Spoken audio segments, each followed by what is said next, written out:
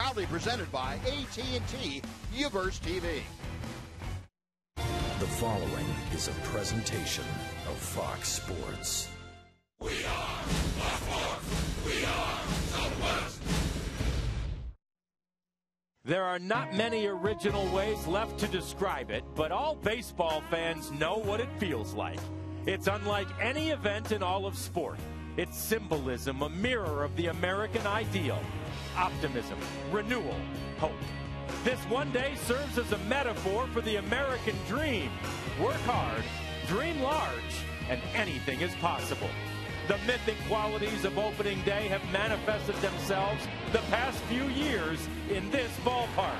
A success story has unfolded before our eyes here, so unlikely, it's quintessentially American. This story, this love affair Texans have immersed themselves in, continues today as opening day for your Texas Rangers has arrived.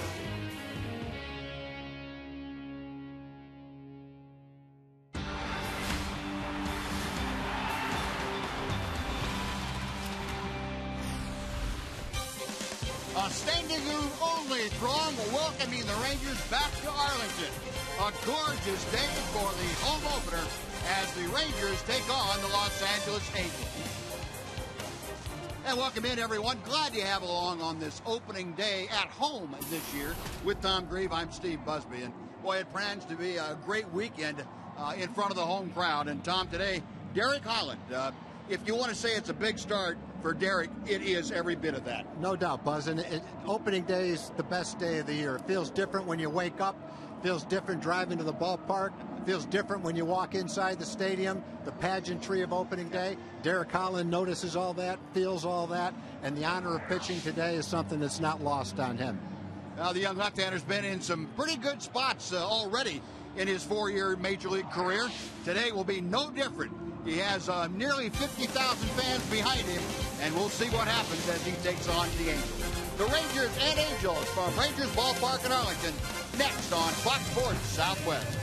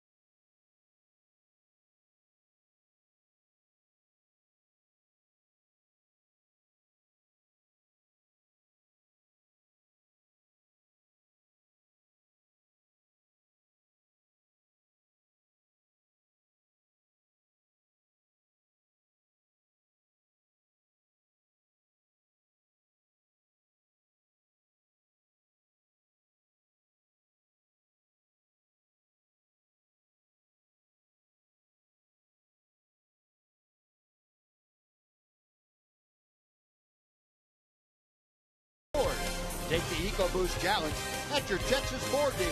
Ford is the best in Texas. Buy the wireless receiver only from AT Uverse.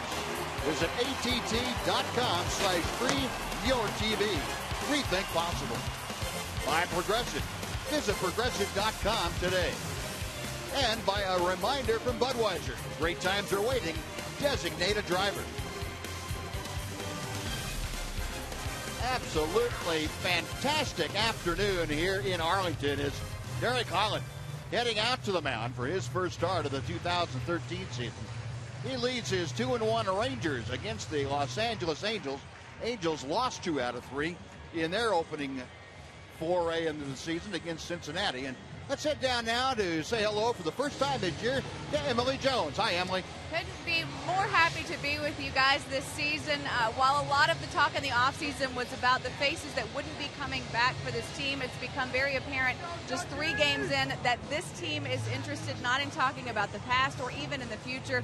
It wants to remain in the present. The guys talking about what a great spring they had, the way the new guys are fitting in, and so it should be interesting to see how things play out here at home in the early goings of the season, with chemistry being such a question mark headed into this season. But I'll tell you what, it's evident in the clubhouse that the chemistry is still there because so much of that core group remains intact. The Ian Kinslers, the Adrian Beltres, of course the Elvis Andruses. So it should be a fun season. We're in for a fun ride, guys, and I'm glad to be along with you. Well, we're glad to have you along, Emily. I know Ron Washington enjoys talking to you every chance he gets. Has always some great things to say. And here's the Angel lineup today that Mike Socha puts out there. Mike Trout leads off. He's in left field. The shortstop is Eric Ibar. Albert Pujols will play first, and bat third. Hitting fourth, playing right field, Josh Hamilton. The DH is Mark Trumbo. Howie Kendrick at second base, bats sixth. Third baseman is Alberto Callaspo. Chris Iannetta behind the plate. And batting ninth, the center fielder, Peter Borges. Look at the Budweiser scouting report for Derek Holland. 28 wins since the start of 2011. 28-12 as a matter of fact. Good strikeout totals last year, about 7.5 strikeouts per 9 innings. That was the 13th best ratio in the American League. One negative for Derek last year, probably the biggest negative. He allowed 32 home runs. That's the 5th most in the American League. Take away the home runs, and all the other numbers look pretty good. Now Holland ready to go to work. And the first pitch to Mike Trout. There's a fastball called strike. And we are underway at Rangers Ballpark in Arlington. A 64-degree afternoon under brilliantly blue skies here in Arlington. Up the middle, Elvis. 1 out. And the Ranger defense this afternoon, you saw Elvis make that play, and David Murphy in left field, Gentry in center, Nelson Cruz in right. Moreland at first, Kinsler and Andrews up the middle, Beltre at third, A.J. Pierzynski behind the plate, and Derek Holland is on the mound. A.J. Pierzynski in his first home opener in the Ranger red today. And he's had quite an impact already, handling back-to-back shutouts down in Houston, swinging a miss by Ibar. And I think that's one of the things, Tom, we've talked about with A.J. Pierzynski, the ability to handle a pitching staff. And I don't think you could ask for any better start than he had with both Yu Darvish and with Alexi Ogando. Yeah, I think the first thing that strikes me watching him call a ball game is the fact that it's unpredictable. He makes the pitchers use all their pitches, especially Ogando, who had to use a curveball, a slider, and a changeup, mixed them up well, and it really looked like if you're a hitter, you didn't see any type of a pattern developing. A lot of 3-2 breaking balls. Other at bats, you see all fastballs, so I thought it was pretty impressive the way he called those games. And the early going today, A.J. Pierzynski has gotten Derek Holland to throw his quality fastball. Well, one thing, you know, if you just look at radar gun speeds, last year, for the most part, Derek's fastball was 91, 92, and occasionally a tick higher. In the air to left field, Murphy. Ball carrying pretty well, sends Murph back just shy of the warning track. And he puts that away for out number 2.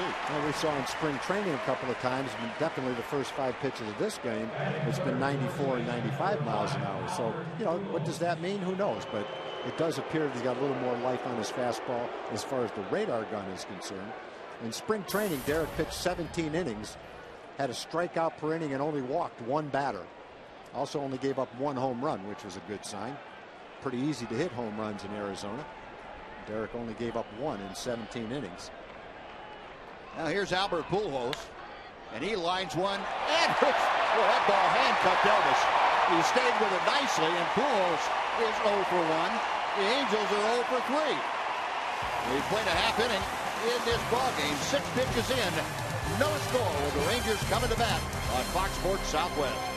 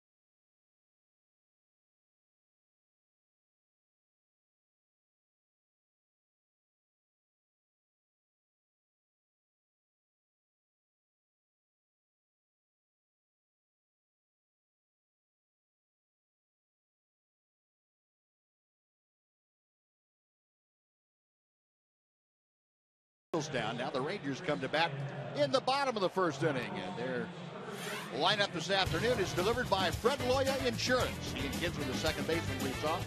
Elvis Andrus is the shortstop. Lance Berkman bats third. He's the DH. Cleaning things up, the third baseman, Adrian Beltre. Nelson Cruz is in right. Batting sixth, playing left, David Murphy. A.J. Pierzynski will bat seventh. He's the catcher. Center fielder is Craig Gentry, and batting ninth, the first baseman, Mitch Moreland.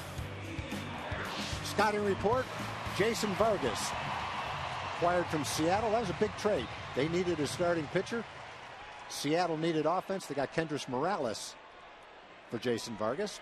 One of 8 American League pitchers with 200 or more innings pitched each of the last 25 seasons. Each of the last 25 seasons. Man, that guy's been around a long time. He looks pretty good for him, doesn't he? And Ian Kinsler, first ball swinging down the left field line. It's hooking and going foul. Kinsler jumping on that first Vargas offering and almost had extra bases. We'll come back and try it again. Instead, that's a souvenir for that young man in the first row. Well, it felt like reading that 25 season. I felt like Anchorman. You pop it up on the screen and I'll read it. There you go. Nice play. Jason Vargas is kind of the definition of a really solid third or fourth starter. You feel confident that he'll give you 200 innings, about a hit per inning. Last 3 years for Seattle, he's 33 and 36 on a bad team with a 3.96 ERA. 611 innings over those 3 years. Callaspo at third has it. One away. Take a look at the LA Angels defense this afternoon. Behind Vargas, Trout, Borges, and Hamilton, left, center, and right. Pujols at first. Kendrick and Ibar up the middle. Callaspo, you saw, at third. Chris Iannetta is the catcher, and Jason Vargas is on the hill. Umpiring crew this afternoon. Manny Gonzalez calling the balls and strikes. Wally Bell, the crew chief, is at first. Larry Vanover at second. Tony Randazzo is down at third base. Vargas has an average fastball, maybe a tick below average. Best pitch is his changeup. And once he gets into the game and starts mixing his pitches up, if he's got the changeup working pretty well, that he can be very tough. One thing that hurt him last year, kind of like Derek Holland, he gave up 35 home runs last year, which is a lot more home runs than he's given up in the prior 2 years. Gave up 18 in 2010, 22 the next year, and last year was 35. Considering his home park was Seattle, that is Seattle, a lot. yeah. It's a lot of home runs. But even with those home runs, he went 14 and 11 and had an ERA below 4 with a team that was well below 500. So he's a good pitcher. That was a good acquisition after they lost Dan Herron and Irvin Santana. They needed a starting pitcher. Elvis takes a strike. It's 3-1. Well, we can finally talk about Elvis in terms of it's official now. Long-term contract signed by Elvis. Last time we were with you on Wednesday night, or Wednesday afternoon, I should say, in Houston, we couldn't talk about that in certain terms, but now we can. And immediately in front of the home crowd for the first time since signing that contract, Elvis gets a one-out walk.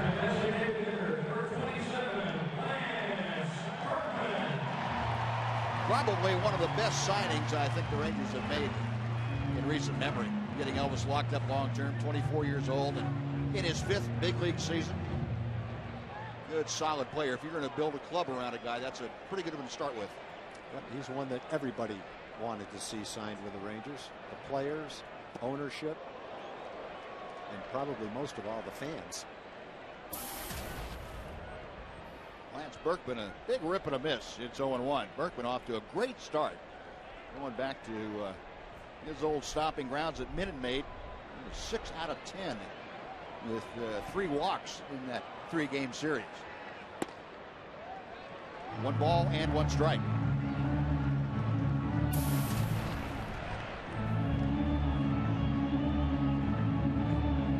On base at least 2 times in all 3 games down there. And he's got Elvis at first, 1 out. We play in the bottom of the 1st inning, just underway here in Arlington. Tailing fastball, and it's 1-2.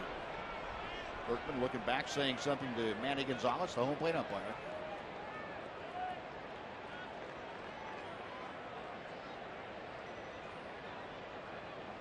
Now Vargas, as Tom told you, a quality pitcher, a crafty left-hander that has a little better fastball, I think, than what it looks like.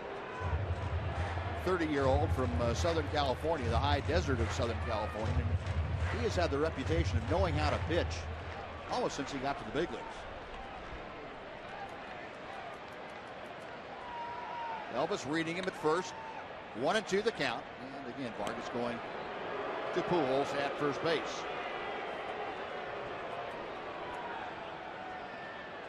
Rangers had a tough time though in the 3-game series down at Houston, scoring early. They scored a total of 1 run in the 3 games before the 4th inning. And Berkman down on strikes. Vargas, pretty good pitch to Berkman, and that's out number 2. And that's his changeup. He's got a good one. Hasn't thrown a lot of it yet. And if you're Lance, probably hasn't seen a lot of Vargas. First time you face him, get behind in the count. First time you see that changeup, that's a tough pitch to lay off of, even if you're a patient, well-disciplined hitter like Lance Berkman. Well, it's still at first with 2 outs now, and Adrian Beltre will step in. You see, Vargas has pretty much had his way with Beltre. Just 1 for 18 is Adrian against his former teammate. Beltre, of course, spent 5 years with Seattle.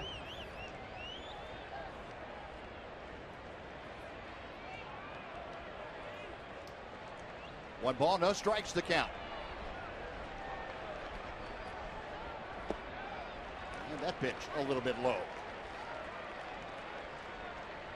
Vargas, career-wise, is 4-6 against the Rangers. Last year in 4 starts, he was 1-2. His ERA was over 5. The Rangers had a couple of good games against him.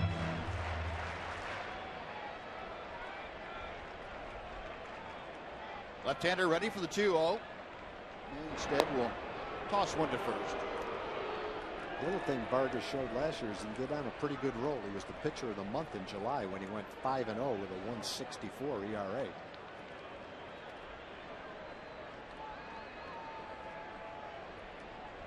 Those 26 home runs on the road last year for Vargas. And Beltre pops it up on the right side. Howie Kendrick drifting out into shallow right field, and the second baseman puts it away. The walk does no good. The Rangers leave Elvis stranded. On to the second we go, scoreless in Arlington on Fox Sports Southwest.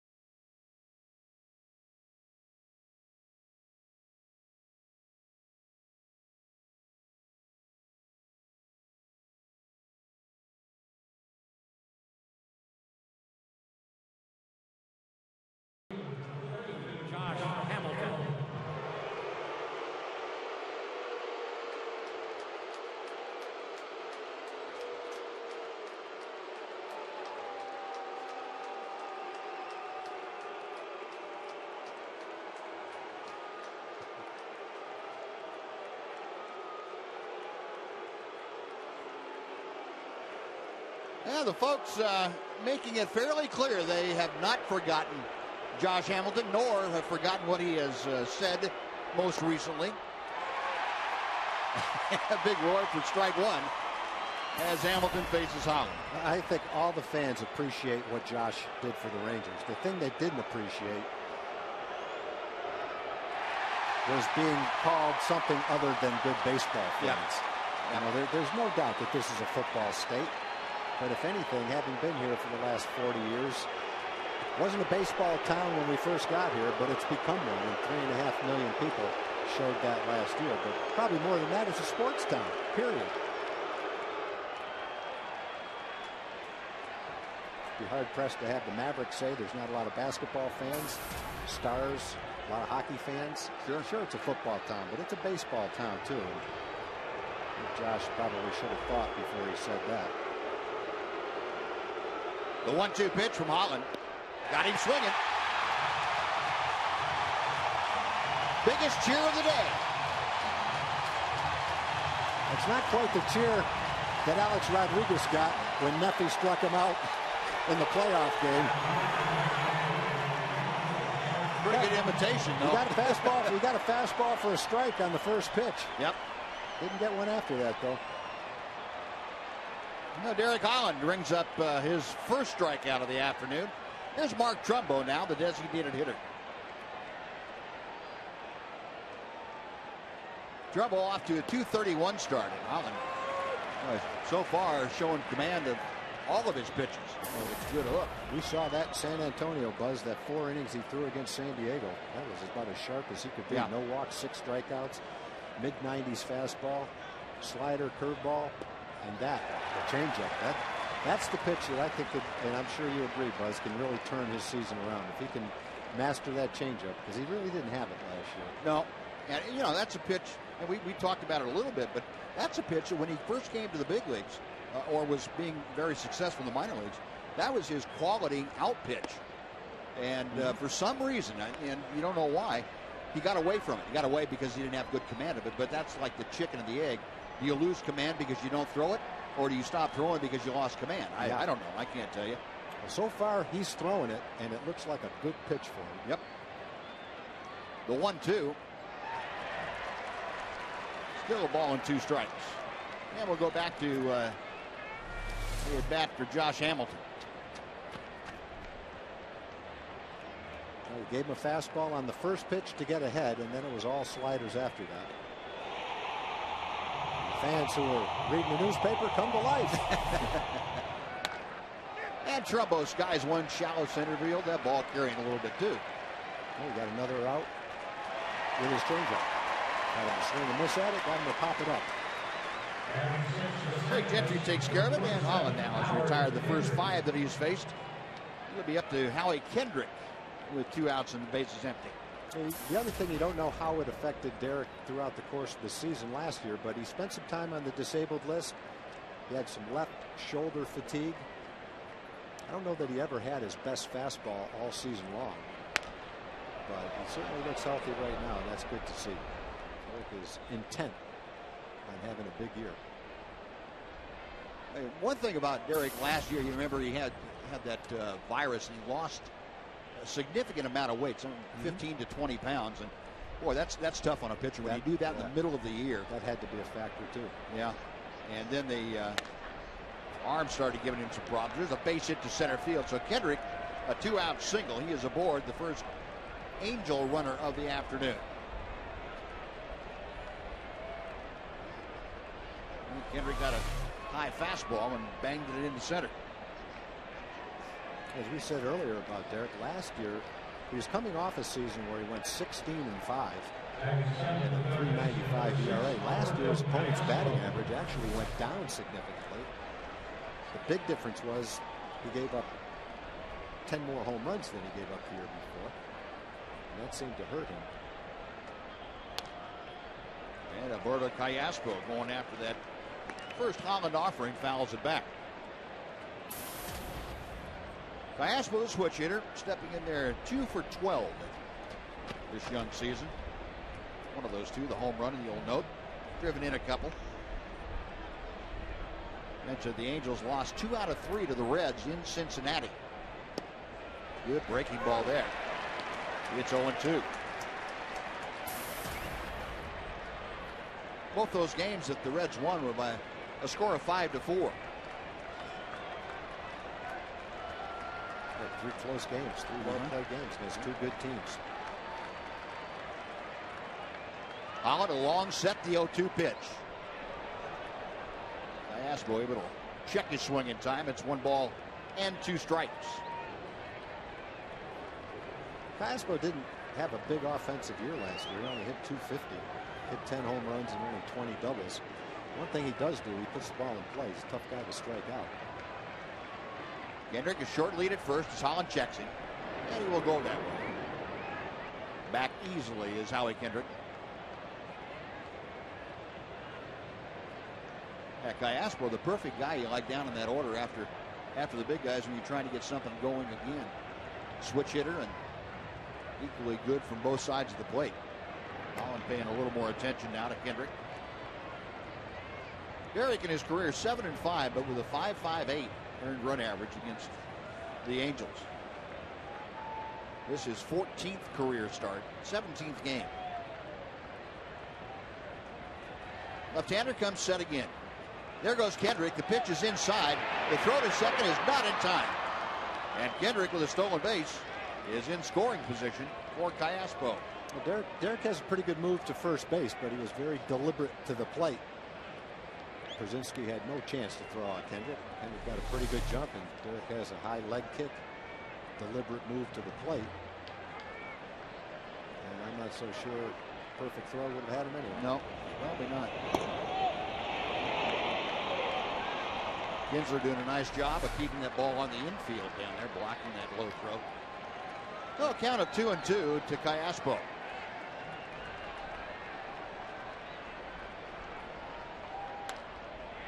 Foul back.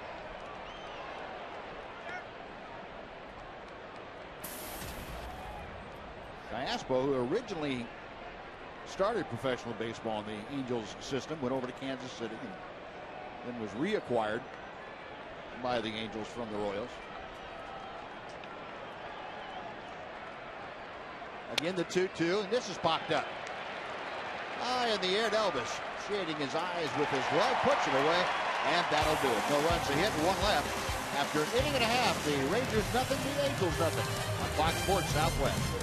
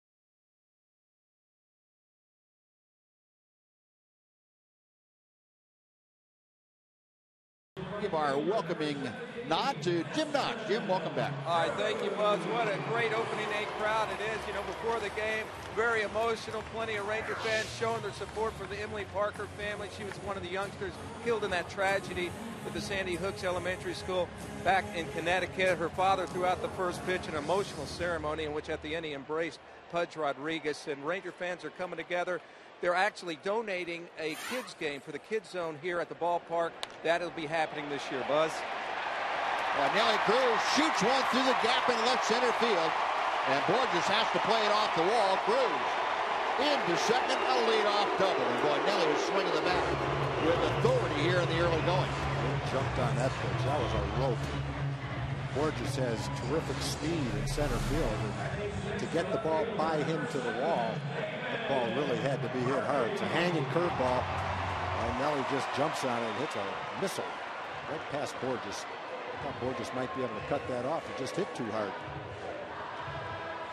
After seeing that replay, I think Vargas is lucky to get that one back. Yeah. That could very easily have been up there above the Angels bullpen. Yeah. Just didn't get it up in the air. Well, Nelly Cruz with a double and second. Here's David Murphy. And Murphy gets fisted, a little squirter down the line. It's a foul ball. Third base umpire Tony Randazzo throwing his hands up very quickly. Boy, that ball trying to hug the line had some crazy spin on it. And Randazzo throwing his hands up immediately. David, I'm sure, is happy to have another swing. You don't want to make an out like that with a man on second base and no outs. Trying to get the ball on the right side of the infield and maybe move the runner along. Vargas ran that pitch on David's hands. That would not be the way you want to make an out in that situation. And Murph back in the box. Great camera work, guys, by the way. That showing you that ball just tailing off into foul territory. Well, that'll get the job done as Pujols handles the little squibbed ground ball. On to third goes Cruz. A productive out for David Murphy. Yeah, one away for A.J. Pierzynski. Wasn't hit much harder, but it was hit to the right side of the infield, and that moved the runner over to third base. So that's what you're trying to do in that situation. Well, folks, here's today's AT&T Twitter poll. Check out the possibilities. What do you look forward to most on opening day? Hashtag Texas baseball returns. Hashtag start of spring. Tailgate, playing hooky. Just go to Twitter and pick your answer, and we'll give you the results later on in the ball game. I think mine would have to be #blue skies like this. Pretty much perfect. Brzezinski chopping one foul, and the count is 1 ball, 1 strike. Again, your choices today: start of spring, Tex tailgate, #playing hooky, and #meet new Rangers. There you go.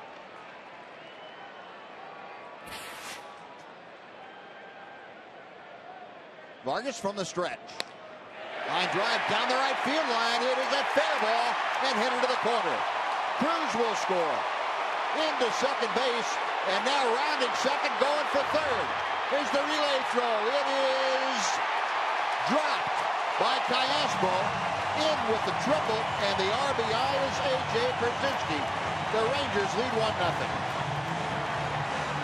Well, we've talked about AJ since he came over here, and the one thing you like about him is he's a contact hitter, and with a man on third base and less than 2 outs, he's got a great chance of putting the ball in play, getting it in the air, and hitting it to the outfield. Now, Vargas has done a good job. The last 4 pitches he's thrown, he's ran the fastball in on the fists of the left-hand hitters. But after getting jammed, AJ makes a little adjustment, gets a little bit jammed again, but he gets the ball up in the air, gets it to the outfield. Ball gets by Hamilton in right field. Double becomes a double and an error, and there's still a man on third base and less than 2 outs. To see if Craig Gentry can do the same thing now. Well, the Rangers on top 1-0, and Gentry a little squibber down to first. That's not going to get the job done. Pujols will tag out Gentry, and on 1 pitch, Gentry grounds out. 2 gone, and Mitch Moreland will come up. It's going to be ruled a triple for Brzezinski. They took into account how fleet-footed Brzezinski is and had to give him a triple. Well, he got a triple because Cayaspo dropped the ball. Yeah, I guess the ball took a little tricky hop on Josh down there. They ruled it a base hit. A little bit over-anxious by Craig right there. He got a change-up. He was out in front of it, hit it right off the end of the bat. Kind of played right into Vargas's hands with that swing. No, 2 away, and Mitch Moreland off to a very slow start, 0 for 11. He takes a breaking ball for strike 1. Mitch does have an RBI. Had a sacrifice fly the other night down in Houston. A great time for him to get his first knock of the season right here and drive in another run. In the dirt, and Iannetta able to keep it around home plate. We mentioned Mitch Moreland in spring training. Really doing a good job against left-handers, and that's not really a surprise. Mitch, a quality hitter, and just hadn't had the opportunities to hit against left-handers that much. But he stayed with him pretty well and took a lot of left-handers the other way, taking them to left field in spring training. Rip and a miss as Vargas came inside. Vargas really has run that fastball in on the left-handers. Throwing them breaking balls, trying to get them away, but then pound them in with the fastballs. He's jammed. Pretty good success with that fastball so far, even though 1 turned into a triple. And the 1-2. Count will even up to Mitch Moreland. Mitch last year a .275 hitter. This time with that badly pulled hamstring. Better than a month. Just outside, he took a close pitch, and it's 3-2. Well, Moreland trying to prolong the inning. If he gets aboard, he and Kinsler in the top of the order. Good call. Catcher setting up out there. Hit the glove, but the glove was outside the strike zone. Vargas with a payoff pitch. Fouled away.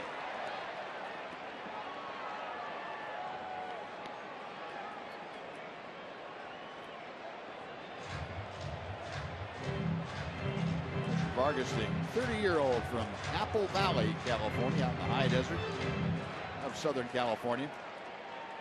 Spent a year at LSU and decided that wasn't for him, so he went back to Southern California. And ball 4. Nice job by Moreland to work the 2-out walk. They started out with a couple of strikes. fouled off a couple of tough fastballs, took some close breaking balls, and did have a nice at bat to work the walk. Now you got the left-hander having to face Ian Kinsler with first and third and 2 outs.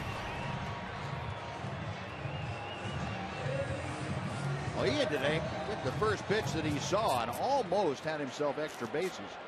He rifled a shot down the left field line, just hooked it a little too much. Ended up grounding out to third to start things for the Rangers. Now he's got runners at the corners and 2 outs against Vargas. Off the end of the bat and diving to make the grab is Howie Kendrick. That right off the end of the bat, and Kinsler is out. Rangers, though, score a run on a couple of hits. They leave 2. On to the third we go. 1-0 Texas.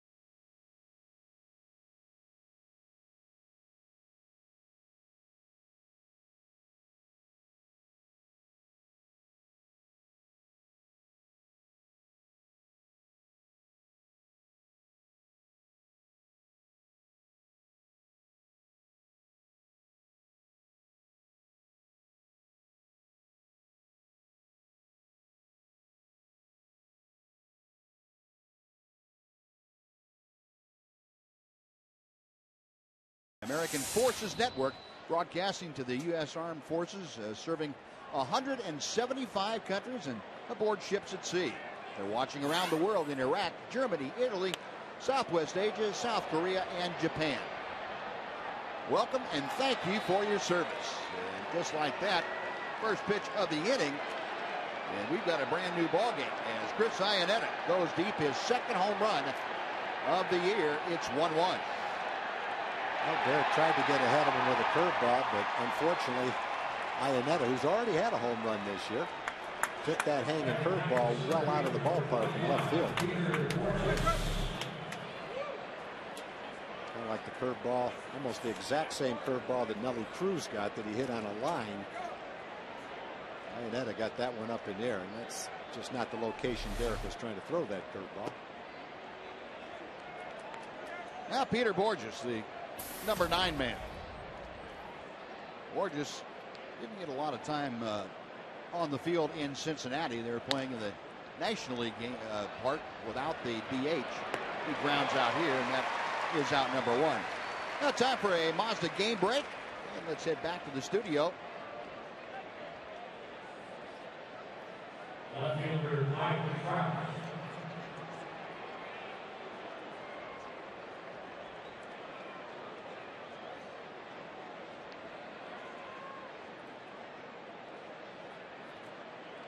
All right, Rick, thank you. The 1 out, base is empty. Mike Trout for the second time today, facing Derek Holland.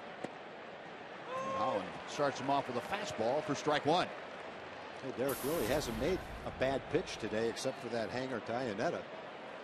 Unfortunately, he didn't pop it up or foul it off. He took it right on out of the ballpark. Trout, a pretty good rip at that fastball. And he's down in the count now. No balls, 2 strikes. Trout, last year's unanimous Rookie of the Year. First player in Major League history with 45 stolen bases, 125 runs, and 30 home runs in the same year. Those numbers are just ridiculously good. You think he's just 21 years of age. 0-2 pitch.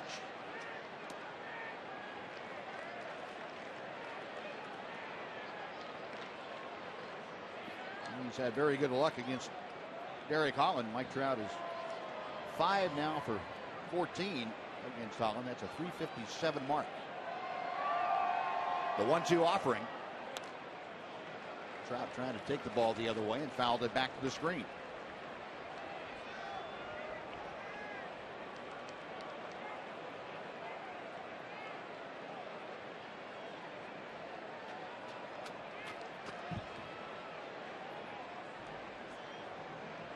Holland to the wind. Well, you got Trout right on the fists and just able to get that back into the seats out of play. You get a much better chance of getting this fastball in on Trout after a good changeup that he was a little bit out in front of, and I think he threw that one pretty much right where he wanted to. Trout was able to get a piece of it and stay alive. And again, a foul ball. And Trout looks like he's pretty well blocked off the inside part of the plate as far as trying to pull the ball. He's trying to hit the ball back up the middle, maybe the other way, and that makes him an extremely tough hitter. He's not going to pull off the ball occasionally. That's a problem.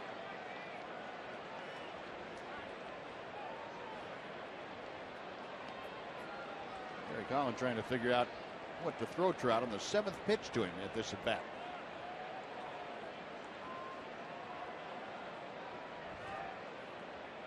Got him swinging. Good hard slider down and in. That back foot breaking ball, back foot slider, and Holland gets his second punch out. Good call for the type of pitch. Great location with it. Threw it right where he wanted to. Trout battled and fought off the fastballs. And with 2 strikes, he wasn't able to lay off the slider down and in. Good sequence by Holland and A.J. Pierzynski. 2 outs, and the shortstop Eric Ibar will come up for the second time. Ibar skied to left fielder David Murphy back in the first. There's that changeup that floats over for strike 1. Yeah, already he's thrown 34 pitches. Probably 6 or 7 of them have been changeups.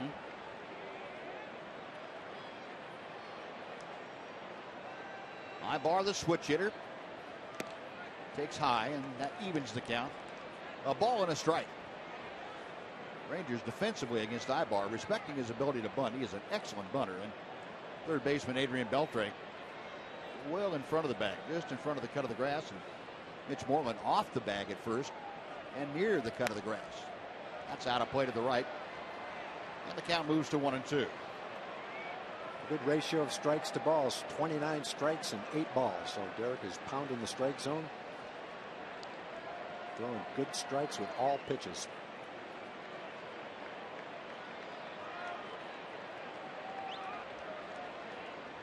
Holland back to the plate. Check swing. Did he go around? No, he did not. That call made by Wally Bell, the crew chief down there at first base. Good call. Almost got there.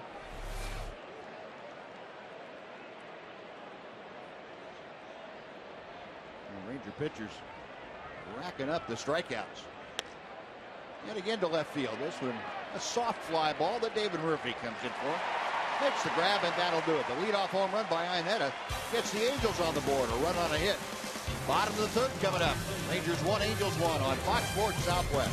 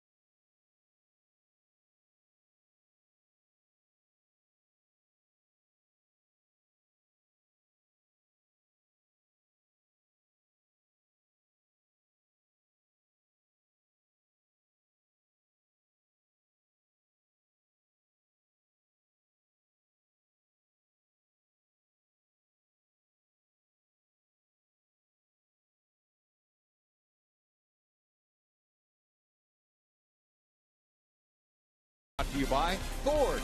Take the EcoBoost Challenge at your Texas Ford dealer. Ford is the best in Texas. Well, this is about the best home opener you could think of, weather-wise. Beautiful blue skies, wind drifting in very lightly from right field. In a 1-1 ball game as Elvis Andrus begins things for the Rangers in the third inning. Elvis walked his first trip to the plate. And a strike tailing back to the inside corner from Jason Vargas. Elvis on Tuesday night down in Houston had a 2 triples game. 4 for 13 in that series down there. And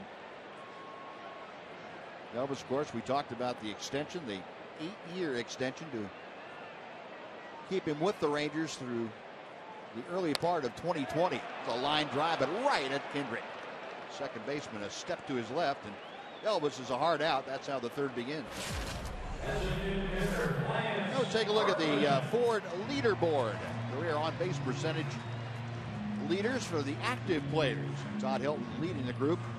See a couple of guys in today's game. Albert Pujols at 414 and Lance Berkman at 409.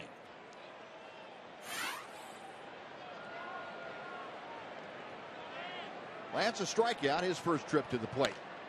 And first ball swinging, it's popped up. Kendrick in shallow right field making the call, the catch, and there are 2 gone. The fans, the Rangers conclude the series with the Angels this Sunday night, and the first 10,000 kids 13 and under will receive a Rangers batting helmet. That's compliments of CPI office products. Reserve your seats for Darvish versus Weaver Sunday night at TexasRangers.com.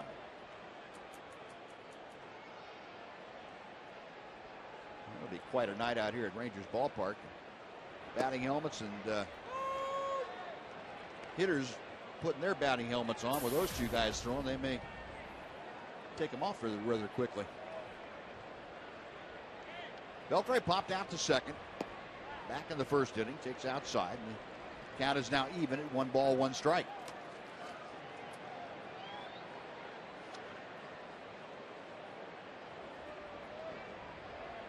Vargas back to him. Ripping a miss. Remember, Adrian started this year 0 for 11, just like Mitch Moreland has. But Beltre singled his last 2 times up on Wednesday in Houston. Snapped those, or that streak, I should say. Slow roller down the third baseline. Callaspo, bare hands, high throw, not in time. And Beltre able to leg it out. Well, Adrian's got a couple of those coming. He had a few balls hard in Houston that were caught or turned into outs. Now, before Nelson Cruz steps in, let's go back down and say hello to Emily Jones. Emily? Well, Josh Hamilton addressed a number of issues in his pregame remarks before this one, and one of the subjects he addressed was the teammate that he had in Adrian Beltre, and he talked about how much he took from the way that Adrian handled himself over the course of a 162-game season. He says he was so impressed by the way that he cheered his teammates on, by the way he rode his teammates and got the most out of them, and the way that he did that over the course of spring training and the entire season. He said it made such an impression on him and something that he was so impressed with being his teammate, and he hoped to bring to the Angels organization. I think we forget sometimes, because Adrian is so quiet, just how much of that stuff he does. Thanks, Emily. Yeah, good points. Unfortunately, Josh didn't take it to heart sometimes, but he apparently was paying attention. Going to right field, Cruz. Hamilton in a hurry. He'll have to play it on a hop. Around second on his way to third is Adrian Beltre, and Cruz dumps in a single. And just like that, a pair of 1-out or 2-out base hits. Rangers have runners at the corners for David Murphy. Nelly stays hot. Had a good series in Houston. Came away hitting .500 after those 3 games. He's got a couple of hits right off the bat this game. He got a changeup, hit it off the end of the bat, but was able to dump it right in front of Josh in right field. Keeps it alive for David Murphy. He's trying to take the lead again. Well, 4 base hits this afternoon for the Rangers. 2 last inning produced a run. And let's see if David Murphy can get the 3rd hit this inning to produce a run. Rangers 1 out of 4 with runners in scoring position thus far. 1 ball, no strikes. Murphy, ground out his first time up. That was with Nelson Cruz at second base and nobody outmatched him. It was a productive ground out, and it got Cruz over to third. And Brzezinski brought him home with a triple. Vargas a check of the runners. And Murphy again, jam shot. Kendrick on to first, that'll do it. So back-to-back singles, no advantage for the Rangers. They strand 2. On to the 4th we go. Angels 1, Rangers 1 on Fox Sports Southwest.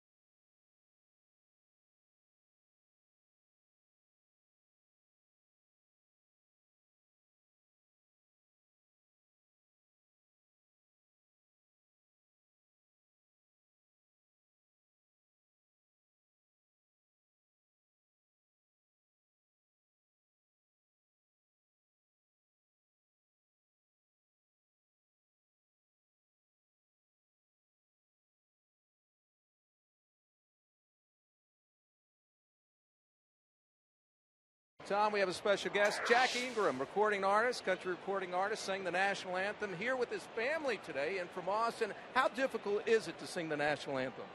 It's nerve-wracking to say the least. You gotta, well, if you do it good, you're supposed to. So if you mess it up, well, then you're in trouble. My only goal is to never end up on SportsCenter. There you go. You have your family here today, and I understand after today you go back to Austin, spend a little time. What's happening there? Yeah, so I'm here with the family. We drove up this morning, and we got baseball games tomorrow all weekend. I'm coaching my kid. And then I got a golf tournament I'm starting this week called the Mac Jack and McConaughey with Mac Brown and Matthew McConaughey down in Austin. There we go. Good to see you. You wanted to ask your wife a question. What was that? Well, you want to ask her if she prefers musicians or athletes. No comment.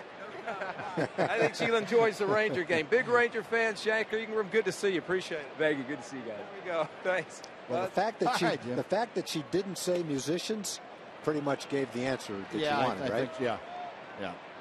That's not a good one to have no comment about. Yeah. When your husband's a musician. When you're a musician. Yeah. But that's okay. I'm sure that'll be discussed on the ride home. And Albert Pujols draws a 4-pitch walk. That's how the 4th inning gets underway as Derek Holland issues his first free pass of the afternoon. Well, it looked like Derek was being pretty careful to Pujols that time up. He hasn't come close to a base on balls until that at bat.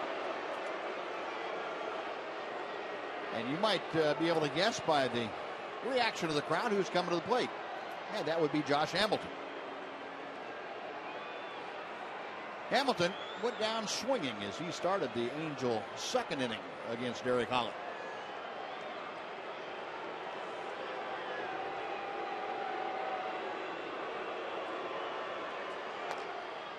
Slow roller down the first baseline. That'll be in foul territory by the time Mitch Moreland gets to it. It is 0-1 to Josh. Hamilton with 6 strikeouts, or make that 7 strikeouts now and 13 trips to the plate. It's a little better than half if my math is. Well, that was a problem for Josh last year. Yeah. You know, if you looked at last year, he struck out 162 times. The average strikeout total in his first 4 years with the Rangers was 98.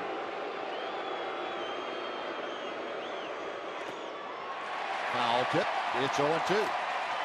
And so essentially he struck out 60 more times, more than 60 times more last year than he'd averaged in his first 4 years with the Rangers.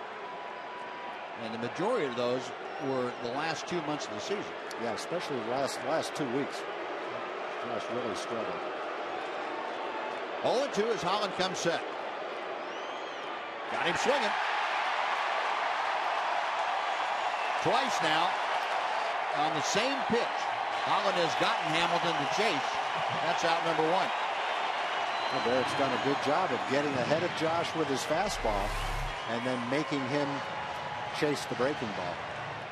But in both at bats, the first pitch he saw was a fastball. He fouled it off. Second at bat, the second pitch was a fastball as well. Got behind and then was very susceptible to that breaking ball. And it's been the slider. It hasn't been the slower curveball. No. And that's a good idea on Holland's part, not giving a left-hander a chance to adjust to the slower pitch. Now here's Trumbo. First ball swinging, hits it pretty well to left field, but David Murphy has it measured. Out number two, Pujols will stay at first base. Trumbo out on one pitch. And now Howie Kendrick will come up. That's a good pitch by Derek. He got the fastball in just far enough on Trumbo. Jammed him. And instead of being able to hit it far, where he hit it on the bat only allowed it to go about 320 feet to left field.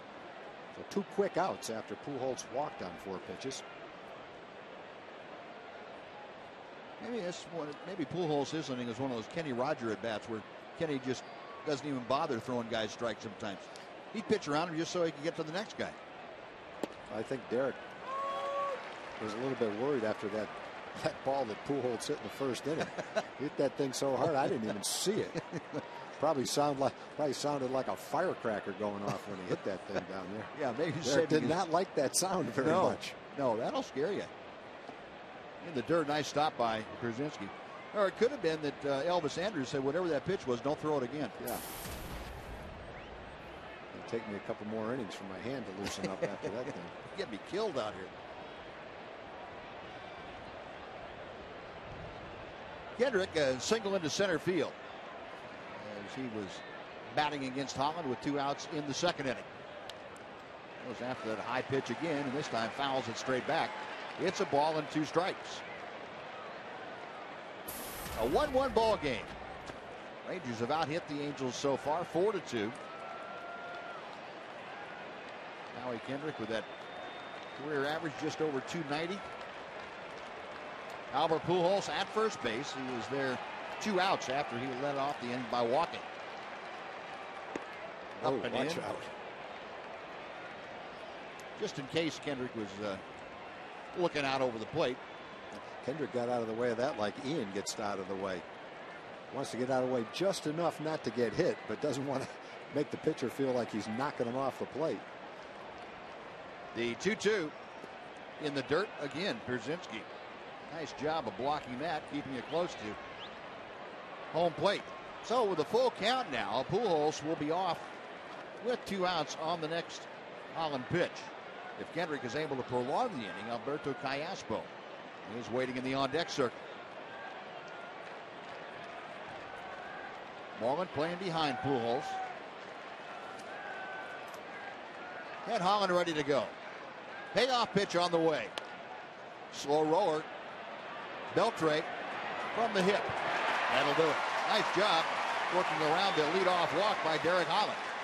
3.5 innings in the books. Rangers 1, Angels 1 on Fox Sports Southwest.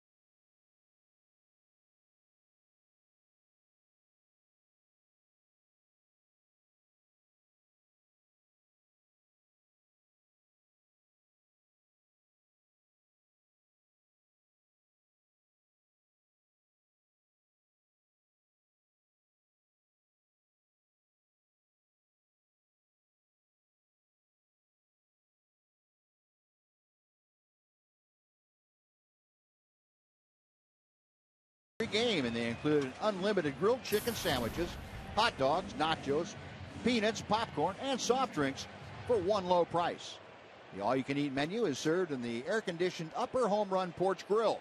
Get your tickets today by calling 972-RANGERS. Fans, I'm sure, enjoying the grill up there this afternoon as A.J. Brzezinski starts things off and takes the breaking ball from Mason Vargas just a bit low. It's ball one. Brzezinski, an RBI triple in the second inning. It's this one to center field. That's going to fall for a base hit. Now Brzezinski 2 out of 2. Rangers for the second time now in the first 4 innings have their leadoff man aboard. That's a sign of a good hitter right there and a veteran hitter. Vargas has thrown a lot of fastballs in and jammed left-hand hitters. That wasn't a fastball. That was more like a cut fastball. But he jammed AJ on the first pitch he threw him. He fouled it off. And then he made a little of adjustment, hit it a little bit better when he hit the triple down the right field line. And that time, pitch came out over the plate a little bit, but he hit that right on the good part of the bat. Had a good swing, not trying to pull the ball. Now Craig Gentry at the plate. He's going to show bunt and pull the bat back. 1 ball, no strikes. Gentry, first ball swinging last time up with Brzezinski at third and 1 out. Hit one right off the end of the bat down to Pujols. Couldn't score Brzezinski. Now Craig trying to at least advance him now on the first pitch, showing bunt. No bunt here, and it's fouled out of play to the right. A ball and a strike to count. Gentry moved up a spot in the order today. Whoever had been playing center field in the first 3 games had batted in the 9 slot, whether it was Craig or Leonis Martin, but Ron Washington with the left-hander on the mound today wanted to split up his left-handers a bit. Had Gentry hitting in front now of Mitch Moreland. A ball and 2 strikes as Gentry looks at the next one.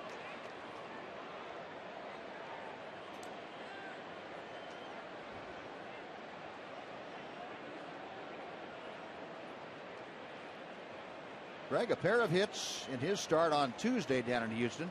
And a double and a triple in that ball game. Skies this one shallow right center field in a hurry. Hamilton on the run makes the catch. Brzezinski gets back to first, and that is out number 1. Hamilton has a long way to go for that dying fly ball. That just hung up a little bit too long. Allowed Josh, of course, has solid speed out in right field. Come in and make that play.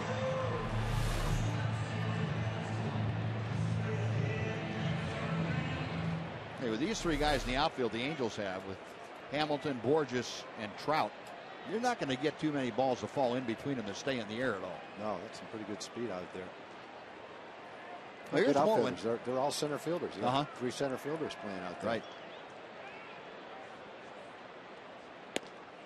Mitch, first pitch ripping a miss. It's 0-1. Moreland walked his first time up. Trying for his first hit of the young season. Got Brzezinski at first. 1 out after his leadoff single. Still over there. And Mitch fouls it straight back. It's 0-2. Well, Vargas had Mitch down 0-2 the last time up, and he battled, took some tough breaking balls, and worked the walk. Got his work cut out for him again. That's a pretty tough left-hander.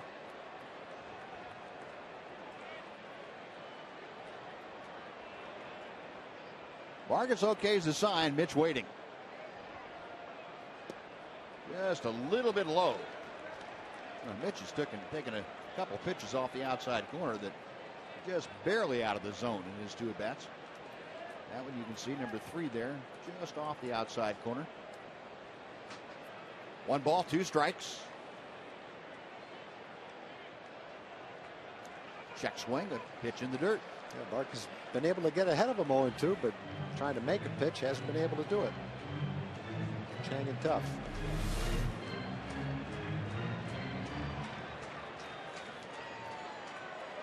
Good job by Chris Iannetta. And as you would expect, when the Angels go out and get a catcher, he's going to be a solid defensive catcher with Mike Scioscia, the manager.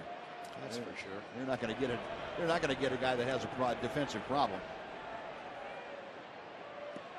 And ball 3. He can't make the pitch 0-2 against him. Mitch is just not going to offer it something out there that's off the plate, and the count has gone full. With 2 outs now, or I should say with 1 out, we'll see if A.J. Pierzynski is going to be off and moving. Probably not.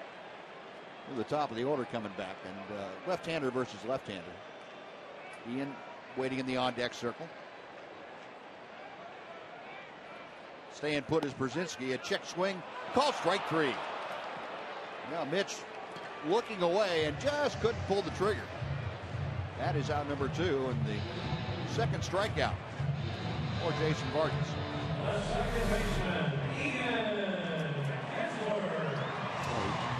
Thrown him some tempting pitches away, off-speed pitches, and then came back and threw fastball, which just wasn't quite ready for it. Vargas now will work to Ian Kinsler for the 3rd time today. Ian, a ground ball to third base, and a line drive to second. In the dirt again. Iannetta doing a good job of keeping it out in front of home plate.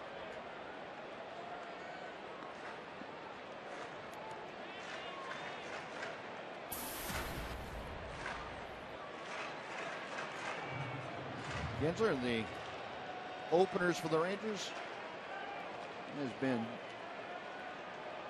a pretty good role. He has homered in the home openers 3 consecutive years. That pitch swung on and missed. Saw that note about the first home run 3 years in a row for the ball club. 2 times those have been leadoff home runs in the game. He has Pierzynski at first base.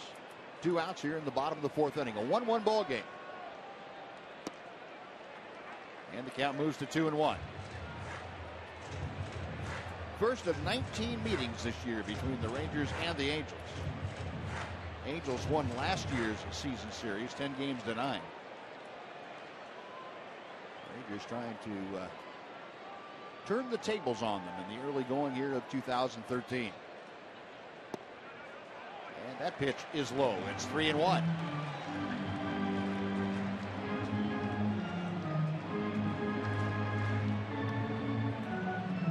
Ian adjusting those batting gloves. Here's a patient bat, Tom, that you were talking about earlier. The Rangers kind of impatient early, but better of late. Line drive, base hit to left field. Pierzynski at second takes a turn, puts the brakes on as Trout gets to the ball quickly. Now Ian Kinsler with a base hit. Rangers have runners at first and second for Elvis Andrus. Oh, good guy to have up there. Elvis was patient his first time up and worked the walk. Went with a pitch and lined out to second the second time up. Ian really ready for a fastball. 3 balls and 1 strike. Might have been a little bit out of the strike zone, but he was right on it. Looking fastball all the way.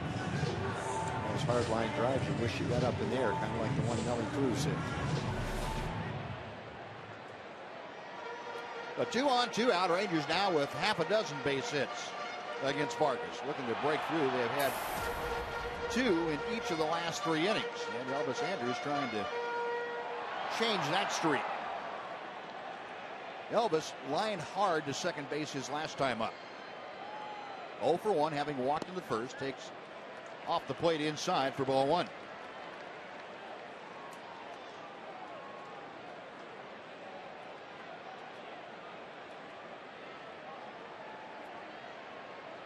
Elvis staring out of the mound as Jason Vargas gets the sign he wants. And the left-hander's back to him. In the left field, Trout coming on in a hurry and makes the catch just about knee-high. A sinking line drive. Elvis again hit the ball hard, but nothing to show for it. 2 left on a pair of hits. We're going to the 5th. 1-1. Rangers and Angels.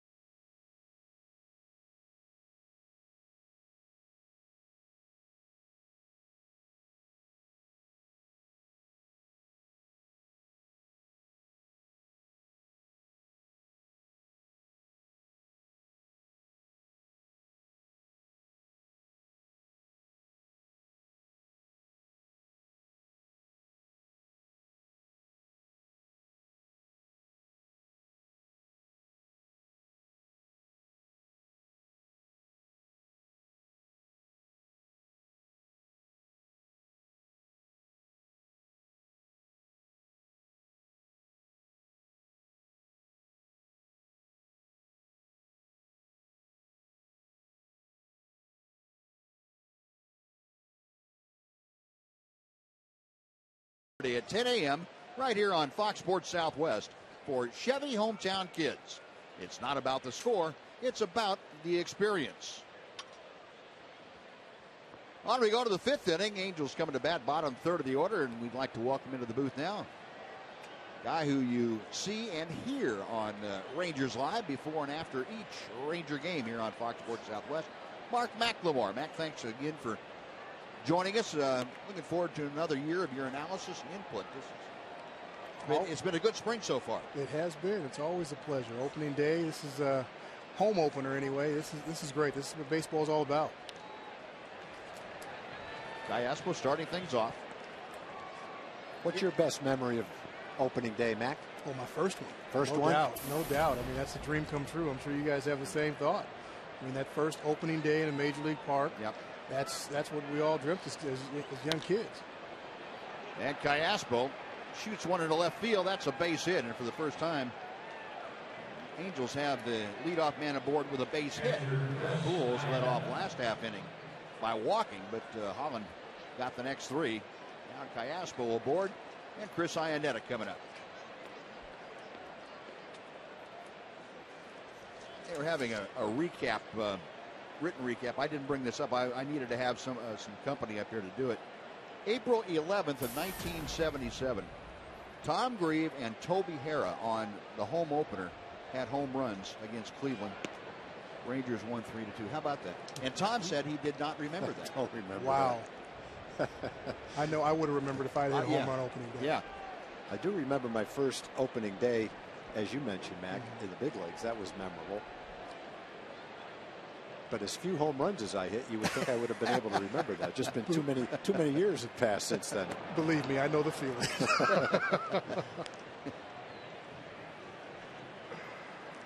Well, that's kind of surprising too. I would have thought if Toby hit one, that he wouldn't have let you forget about it either. Both of it. Yeah, Toby had the big one evidently. He hit his at the end of the game to win the game.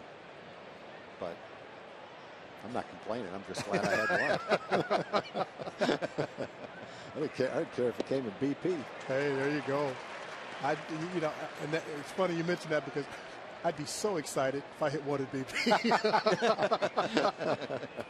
I just call it a day right there. Hey, I got one out during BP. I'm done. That's enough. Well, I was looking through that same thing you were looking through, Buzz. The first 5 years in Texas, we didn't draw a crowd on opening day bigger than 30,000 people. In fact, most of them were closer to 20,000, which shows you how far we've come as a baseball town. Yeah. Now it's pretty much a guaranteed sellout. Close to 50,000 every opening day. Well, this is a standing room only crowd here this afternoon. Probably 47, 48,000. It's great to see the change over the years, how fans have just grown, and especially with the success over the last couple of years, especially getting to the World Series. You can't go anywhere now without seeing red. Yeah. It's just a totally different feeling. I love it. Now, Tom and I talk about that every once in a while on the road. We see so much more Ranger apparel on the road now than you didn't used to see it when you're away from Arlington. And now it's unusual if you don't go into a ballpark and see a lot of Ranger red and blue.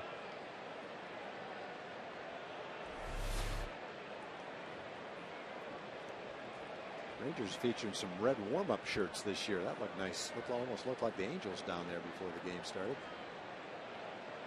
Well, I'm a little partial to the red. A lot of people miss the red uniforms. Oh, I'm very partial to the red. I love the red. I hear that a lot. Holland missing just outside, so the count to Iannetta has gone full, and we'll see what Mike Scioscia comes up with here. Gallaspo, average speed at first. Iannetta, not a huge strikeout guy. Nobody out. And a full count to Iannetta. Up the middle, into center field, a base hit. Gallaspo to second will put the brakes on, and Iannetta able to bounce one right back through the box. And the Angels with the first two men aboard with singles. And Peter Borges, a dangerous guy in a sacrifice situation, which is what this is because of his speed. It's one of those plays. If Derek's able to make it, It's an easy double play, but it was a hard hit ball. Tough chance for the pitcher. Yeah, the hardest part about this with Borges is you can know it's a sacrifice bunt. And if he lays down a really good bunt, you still have a hard time throwing him out at first base. And this is the kind of guy that puts pressure on the defense just because of his speed. He doesn't have to put down a perfect bunt to make it a close play. So as an infielder, you've got to make sure you can't bobble this ball and not be able to get at least one. Now, with all the time, Mac, that you guys, the infielders, would spend on this in spring training, is it still the time of year? I mean, we're not that far away from spring training, where your chances of executing this are pretty good. Yeah, it seems like later on in the year they're not. Yeah, I think chances are of completing this are pretty good, especially with our infield. You've got Adrian over at third base, one of the best third basemen in the game. So you feel pretty confident with him down there at third base that it's going to be executed. It does change the kind of defense, though, you put on with a guy with Borges' speed at the plate, too, doesn't it? It really does. We got to pick Pick off off nice. in second, you got it. And they couldn't quite get the throw made in time to maybe turn it into a double play. But there's one of the options you have with a pick off in second. And Mike Socha's saying, hey, we just finished doing that in spring training. What are you doing? Well, that's a play you practice. You talk about coming right out of spring training, Buzz. That's what they've been doing in spring training, practicing that pickoff play. The guy running at second sees the shortstop break toward third, takes a little step himself. Ian came in behind him, and it's a nice pickoff play. The only problem, Mac, is you'd like to get this rundown so that the guy at first can't get to second. Exactly. You want to make it in one throw, and preferably get the throw going back towards second base, so you hold that runner at first base. But if you can get an out, we'll take the out. And they definitely got the out. So Borges up there now, and that's the first pitch for ball one, a little bit high. You know, and that's a play you actually don't see work very often. No. I was surprised. But all it you might need be the first time I've ever seen it work. I mean, and all you like you said, all you need is that runner to take one step toward third base, and that gives you the daylight, and that opens the door for the infielder to get in behind it. Yep. Diaspo reacted like that was the first time he'd seen it. No, an infielder too? Yeah. And Socha, well, let's just say that Mike's not really happy right now. No. You got a close game like this, tough to get base runners. You got a guy with excellent chance to sacrifice the runners with Trout coming up next. 1-1 pitch. Good fastball. And that's also the kind of thing that can turn you around as a pitcher too. You know, you've given up a couple of hits. You're in hot water, and Derek Holland all of a sudden with a good defensive play. Now you've turned it around mentally. Now you can go after the hitter with a lot more confidence than you would have before. Yeah, it's got to take pressure off that pitcher. All of a sudden you're in a first and second situation and nobody out, and now you've got an out, and one runner unfortunately in scoring position, but still takes a lot of pressure off. And they're going to get the strikeout recorded at first base. Pierzynski had to turn around and ask the home plate umpire Gonzalez, well, what was the deal? And he wasn't going to throw it unless he had to. I don't blame him. Well, that is strikeout number 4 on the afternoon, and a big out number 2 in the 5th inning. So going along with what you're saying, Buzz, that's such a big turnaround from the very good potential of having second and third and 1 out to man on second now and 2 outs for that pickoff play. Second and third, 1 out with the top of the order coming up. Yeah, with Trout coming up. Now we'll see if Derek Holland, you can afford to be a little bit careful with Trout. Trout's seen him a couple times today already, and he has grounded out and struck out. We're talking about that play doesn't work a lot. And when you put it on, you know it's not going to work a lot. But all you want it to work is that one time in a key situation. And if it never works for the rest of the year, they picked a good time to work it. Yep. Yeah, that one time in the first game is a pretty good time for it to work. Not bad. We're going to keep track of that, see how many times it actually works. And I guess the other side of it, though, is that, if they're aware of that pickoff play, maybe it keeps the runner a little bit closer to second. He doesn't get quite as good a jump. So exactly. There's a purpose for it. Exactly. And usually you want to put it on with a guy that's not normally a base stealer out there at second base. A guy that, I like putting pickoff plays on with guys that weren't comfortable on the bases. And usually those were the slower guys, and they didn't take it quite as seriously. 1-1 to Trout. That's a good point. I think more of those guys get picked off on the unusual plays. Like that was unusual. I guess if you're the runner and you're thinking, okay, it's a sacrifice. I got to beat the throw to third. You're thinking about getting there quickly. You're not thinking about the pickoff play. I think maybe the wheel plays on. You see Elvis break toward third. But for all the times you practice it in spring training, Dave Anderson, Ron Washington, they're feeling pretty good about that right now. Yes, they are. All those times, all those days in spring training, that made it worth it right there. Holland's 1-1 pitch. 2-1.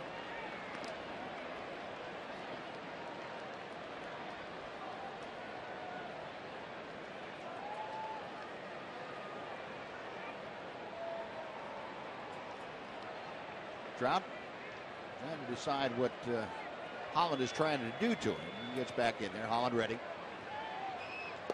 Good breaking ball. Now, as a hitter, I don't think Trout has any idea what Holland might do, whether he's coming at him, whether he's trying to pitch around him, what he's going to do. We've seen a lot of fastballs, but they haven't been for strikes. Yeah. Last time he struck him out with that same slider down and in. Saw that note on Derek Holland and his pickoff proclivity. Pretty impressive. Left-hander's ready. 2 balls, 2 strikes.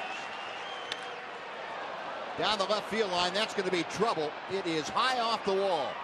Jogging around third, coming in to score is Chris Iannetta. And Mike Trout got one too many breaking balls that stayed up in the strike zone. It looked like I'm sure he's trying to make the same pitch that he made to strike him out. But he just never got it down and in. Otherwise, he probably had a pretty good chance to get him. He got up a little bit. Trout was able to get the bat on him. Good hitter. Never got down there.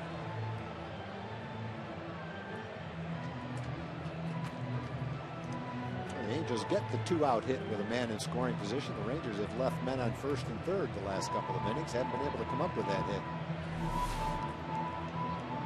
No, the Angels take that 2-1 lead as Mike Maddox out to have a little chat with Derek Holland. Trout, the RBI, his first of the year. He's in scoring position now for Eric Ibar.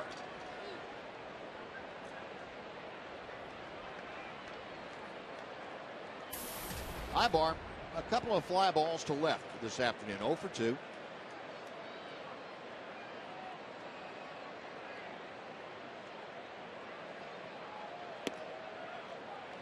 Off speed, a bit high with that changeup.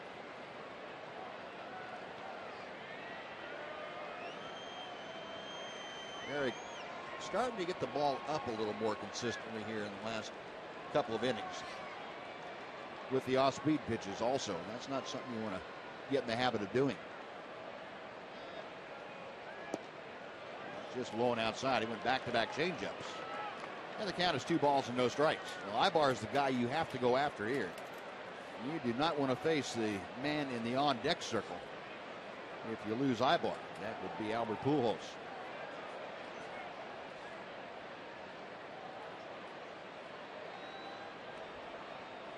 The 2-0 pitch. Elvis to Moreland. That'll do it. Not a big 2-out double by Mike Trout gets the Angels on the board. A run on 3 hits, they leave 1. Halfway through the ball game, the Angels 2, the Rangers 1 on Fox Sports Southwest.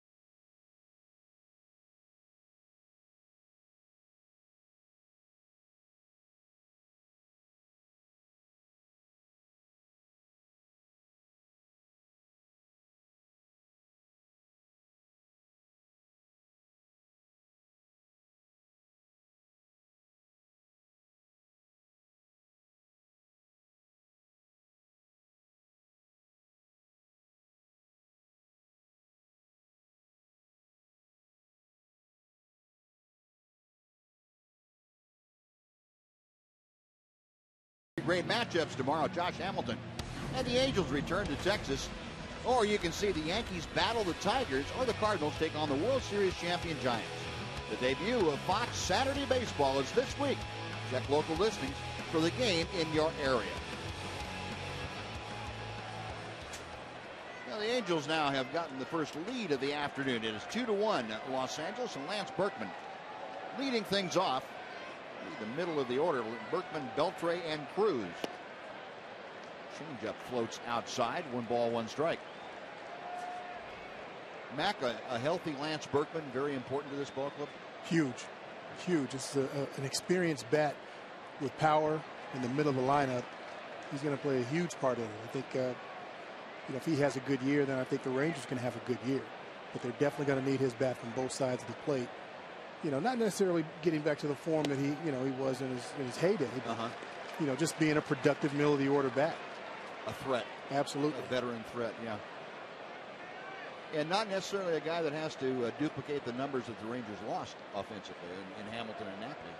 No, you've just got to have a threat in there other than just Beltre and Cruz, and they're splitting the lineup. So you've got to have a couple guys back to back, I think, to be that threat. So you can't, pitcher doesn't have the option of pitching around too many guys to get to somebody.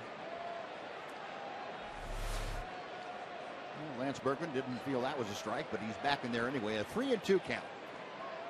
Vargas to him, and pitch popped up, shallow right field. Long run for Hamilton. Kendrick going out too, and Kendrick, a running catch. It drops out of his glove into second base with a slide is Berkman. Well, that looked like a chance for a collision out there with Hamilton sliding and Kendrick staying on his feet. Well, Rangers get a break. Looked like Vargas had made a good pitch. He ran the fastball in, jammed Lance a little bit. Little blooper, looked like it was going to be an out. Kept fading away from Kendrick. Josh couldn't quite get to it, and it ends up as a double. Good start to the 5th inning on what looked like the first out of the 5th inning. That's a tough play for a second baseman going out down that line. The longer the ball stays in the air, that right fielder is coming, and you definitely don't want to have that kind of collision out there. Beltre, he thought he might try the same thing, but nubs it into the crowd, foul. So as a second baseman, Mac, on a ball like that, what are you doing? When do you give way to the right fielder? Well, what I would do is I would tell my right fielder, if you've got to come in hard, know that I'm coming out hard. So if I'm running 20 to 30 steps and that's in my mind, you just have a feel of how far you've gone, then I'm going to start to look, because I'm not going to run into that right fielder. I did that once, and I ran into Jay Buhner, and it cost me a week on the couch. So you want to know where that right fielder is at all times, and the longer you run, the more you start to feel, hey, this guy's coming, and that's when you start to look. And the hard thing for the right fielder on that, he likes to let you know by calling for the ball that you need to get out of the way. But on that kind of a ball, he doesn't know if he can get it either, so he can't really call for it. No, you've got that, and then and it also depends on where you are, if you're at home or on the road. Because we heard our fans cheering, and people don't really understand that when the fans are cheering, it doesn't matter. You could be 5-10 feet from that player and not be able to hear them screaming at the top of their lungs. So that makes it that much more difficult to make a play like that. Again, the 0-2 to Beltre.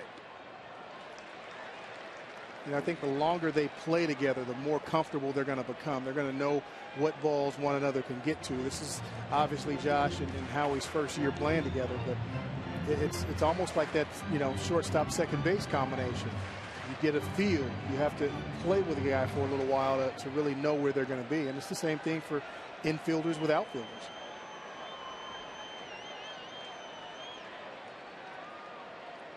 Vargas okays the sign. Berkman, the runner at second. And a little pop-up to right field. Hamilton started back, now comes on. And plenty of time to get there as that ball hung up for him. That is out number 1, and Berkman staying at second base. Now time for a Mazda game break. Once again, here's Rick Renner.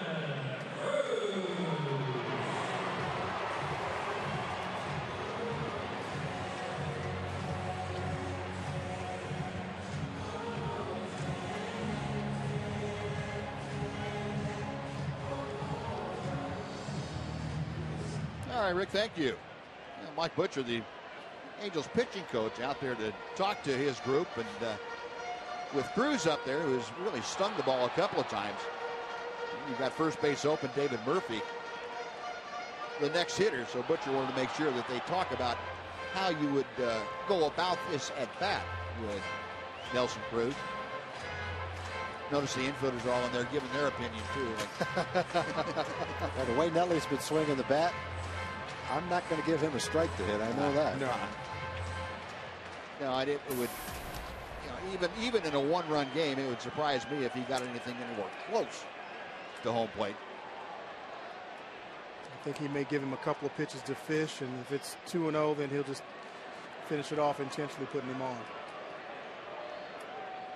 Cruz, a line drive double to left center field. And a line single to right. And that was a lot closer than I thought it would be. The changeup, and it's 0-1. So much for my theory. Well, he got us all. Nelly Cruz off to that great start. 8 hits so far, 2 of them in each ball game that he has played in. Check swing and got a foul tip off of it, and it's 0-2.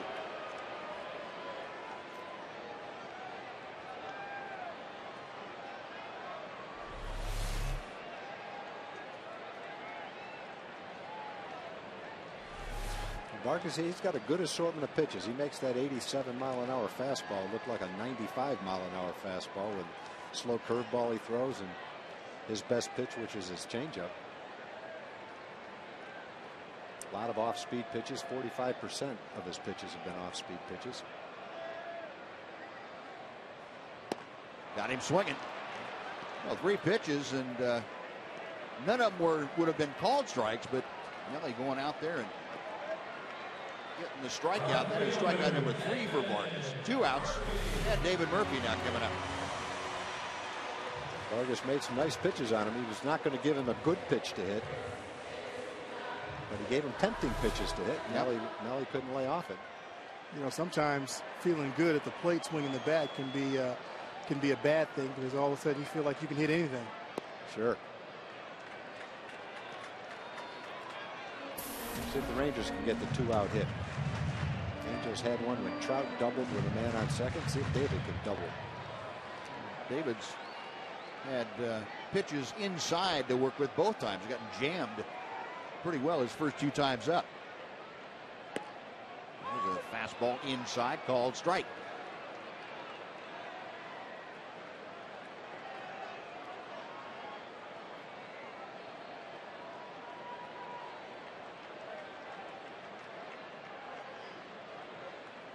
Berkman at second base. He has been there since the leadoff double. Check swing. The breaking ball is just a bit low, and it's 2-1.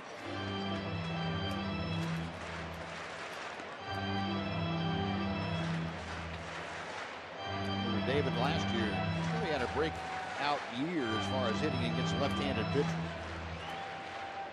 Hit better against left-handers than he did against right-handers. 3rd best average in the American League against left-handed pitching. The 2-1 pitch. And that is high. It's 3-1. They're playing off a couple of tough pitches. Murphy trying to extend the inning. Another left-handed hitter, A.J. Pierzynski, waiting in the on-deck circle.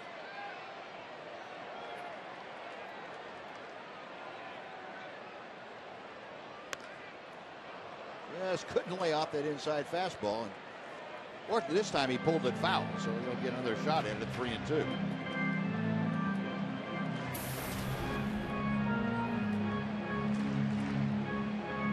Season, the Rangers are pretty good for runners in scoring position. They've got the tying man out there at second base here with 2 outs. That's Lance Berkman.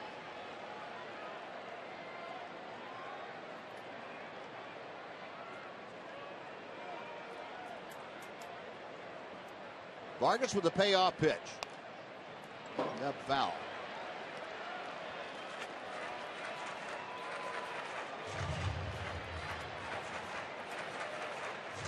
Listening with Mark McLemore. Mac, well, we'll talk again on on Monday night. But the Elvis Andrews signing by the Rangers, how critical is that to the future of this franchise? Well, I think it brings a lot of stability to the franchise, especially up the middle. Murph gone on strikes. Caught looking, and back-to-back strikeouts. That'll do it. Mac, thanks for joining us. We appreciate it. You got it. We will listen for you after the ball game. On to the sixth we go. 2-1 Angels. Fox Sports Southwest.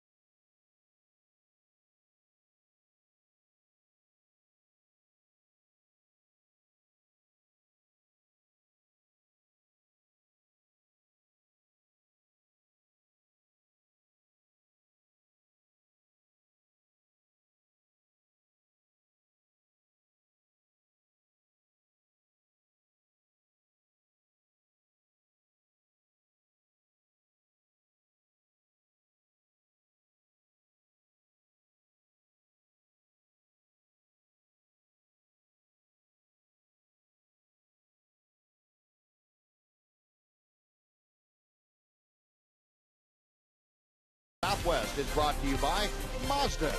We believe if it's not worth driving, it's not worth building.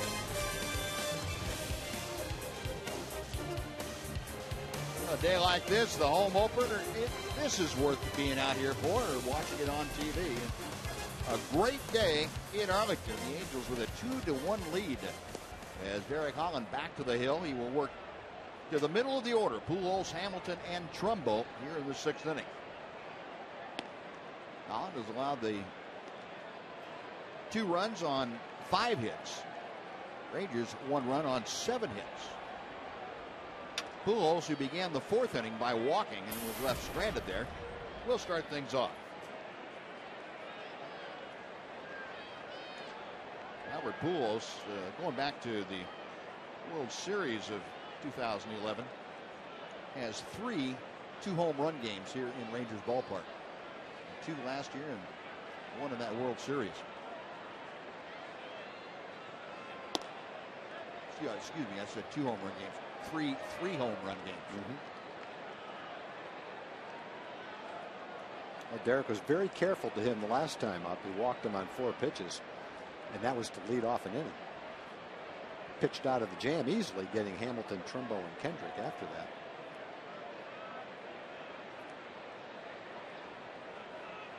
Holland's 1-0 pitch. Took something off that, and Pujols out in front, popped it foul behind home plate. Good changeup after the fastball.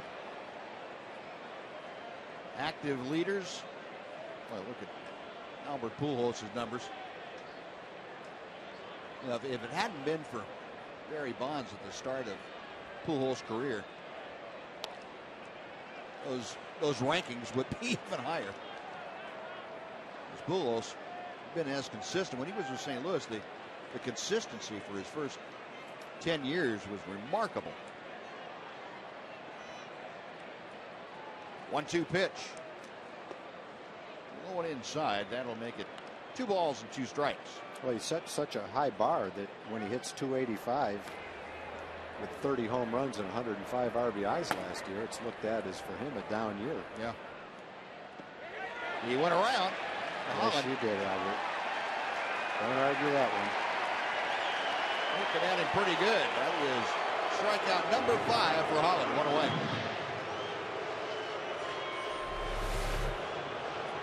Like a good breaking ball. A slider down and in. Let's see if he did. Let's say he did. Yep. That's the pitch that Derek was trying to throw Trout again. He struck him out with it once, but he got it up a little bit, and that's the ball Trout was able to hit to knock in the second run for the Angels.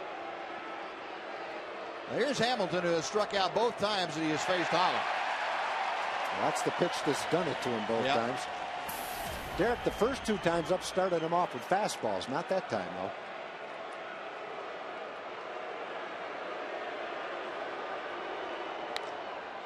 To right field. Cruz coming on. Now has to slide to make the catch.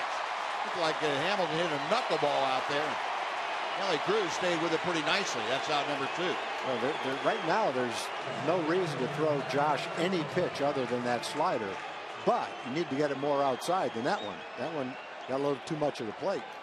Well, with 2 outs, let's head over and say hello to Jim Knox again. Jim? All right, Buzz, real quick, look what we found here. Troy Aikman enjoying opening day with the daughters. It's so important. You pull them out of school and you're sitting here and enjoying the game, right? Yeah, I just got caught. But I think there's a lot of other dads out here with their kids, so they're having a great time. We all are. Now, you threw out the opening pitch 2001. What do you remember about that game? Well, I remember I didn't throw from the rubber, and I one-hopped it into Pudge, and I got ridiculed by all my buddies as soon as I got up to the suite to watch the game. Now, people may not realize this, but you're a big-time baseball fan. Used to own the Padres, just sold that portion of that.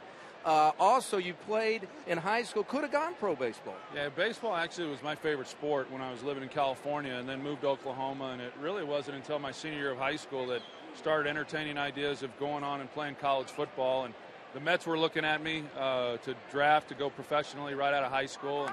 And I told them what it would take. To sign, and they said, go have a nice football career at Oklahoma. So there it was. I think football worked out for you there. Pretty much, Troy. Thank you very much. Appreciate it, Buzz. All right, Knox, you thank you. 1, 2, 3, and the Angels gone. Rangers coming to bat, bottom of the 6th, trailing 2-1.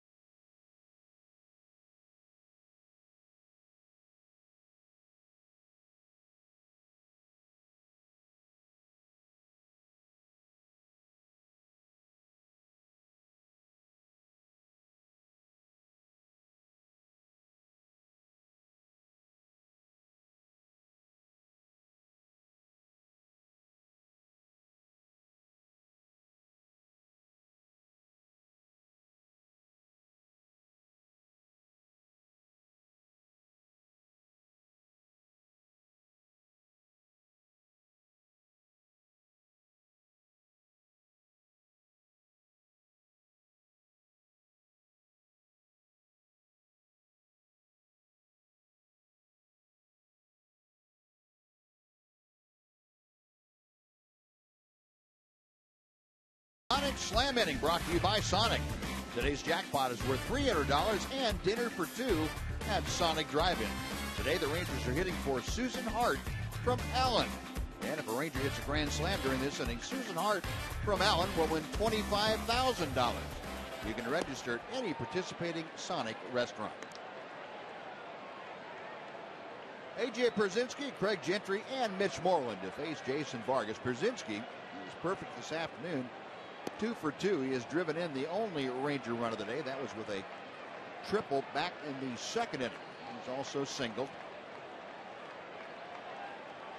Well, AJ now 5 for 12 for the young season. Vargas back to him. This is a bit low. And the count moves to 3 balls and no strikes. Well, the Rangers have had opportunities. They've stranded 8 runners here this afternoon. 3-1. The last 4 innings, they have had runners either at second or at third. They've not been able to capitalize on it. Brzezinski to right field. That's going to fall for a base hit. So AJ is 3 for 3. A leadoff single, just as he did in the 4th inning.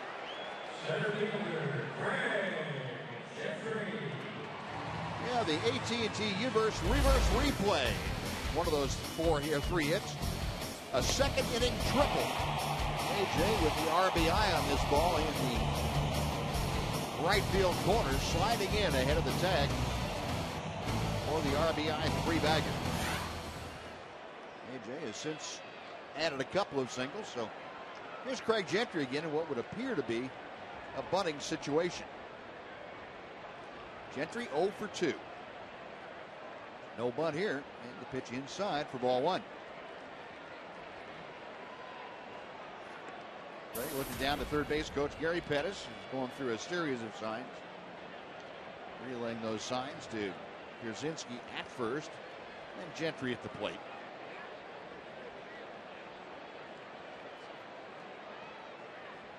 The third baseman Alberto Callaspo in just in front of the bag. Hit and run on, and that pitch fouled back to the screen. And Brzezinski off with the pitch, and he'll have to retrace his steps. I don't think an infielder moved for the Angels on that play. They weren't given any ground.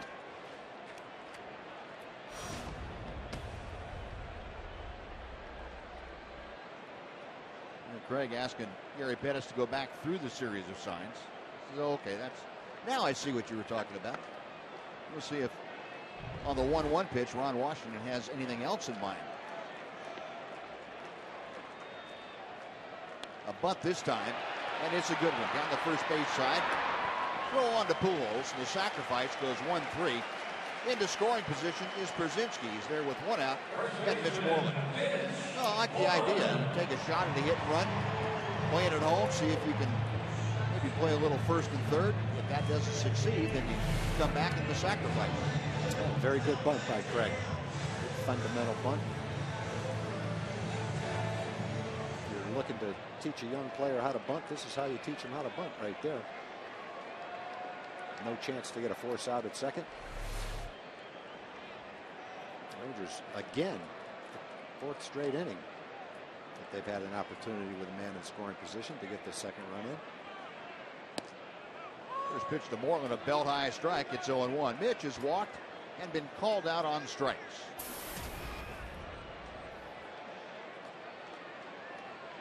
Similar situation the last time he was up there with Brzezinski at second base.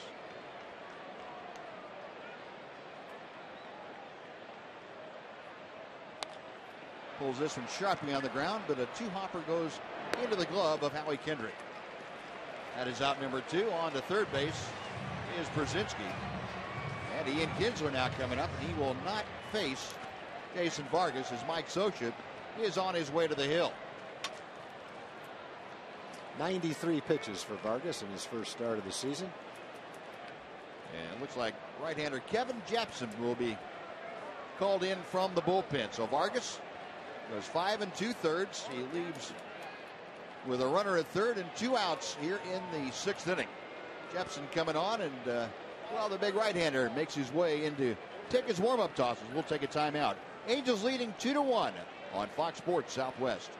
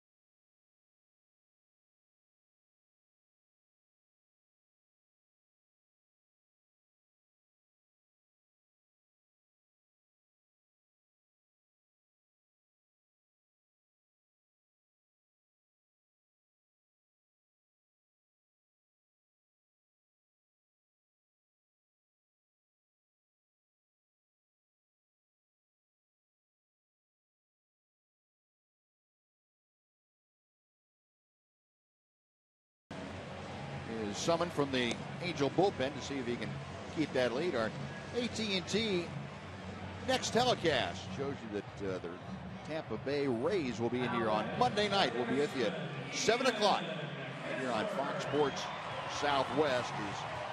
That will feature the Rays making their only visit. Jeremy Hellickson will start for Tampa Bay in that ball game. Here's Kevin Jepsen. Angel bullpen has really been good. They had a great series in Cincinnati. Just one earned run and 12 1/3 innings of work. Jepsen's got a good arm. You can tune that fastball up in the mid-90s. You got to tune it up yourself as a hitter. And Ian Kinsler takes a fastball strike. Pop that one in at 95 miles an hour. Jepsen so far this season, this will be the third game for him. Off to a pretty good start. 4 strikeouts in an inning and 2/3. Ian Kinsler 1 for 3 this afternoon. Pierzynski at third. 2 outs here in the 6th. Popped him up off the fist over to Callaspo right at the railing. And runs out of room, and that's an extension that paid benefits here. So a couple of extra rows there added at that part of the ballpark right next to the tarp. Came into play immediately for Ian Kinsler in his first home game this year. That was a nice catch. I'm not sure it was that good, but it's one you better catch. Next one's going to come about 20 miles an hour harder than that. In the dirt, and Ionetta doing a good job of getting his body in front of that. Little slow blooper. Now that is a nice catch. It is. Slowly hit ball. He made a nice play. I didn't see the replay of it. I didn't notice that he was left his feet. Wow. And she left her that feet. Catch was worth it.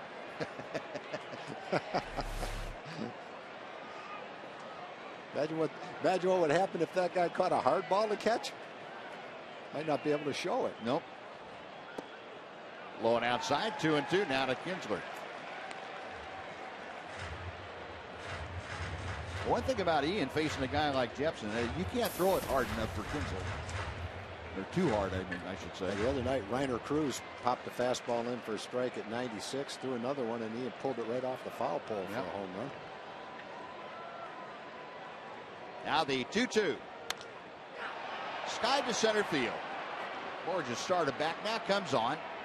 And that will do it. Jepsen comes on, gets the fly ball, and the Rangers are turned away again. No runs, a hit. 9 men left stranded by the Rangers. On to the 7th. 2-1 Los Angeles.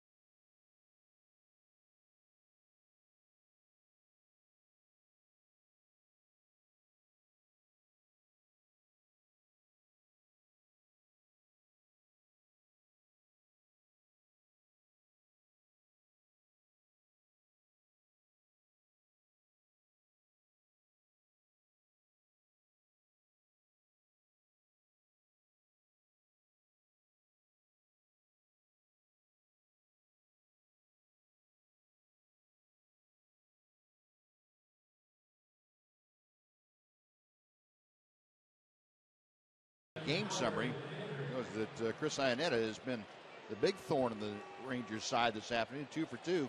Solo home run, and he scored the other run after singling, driven home by Mike Trout's double.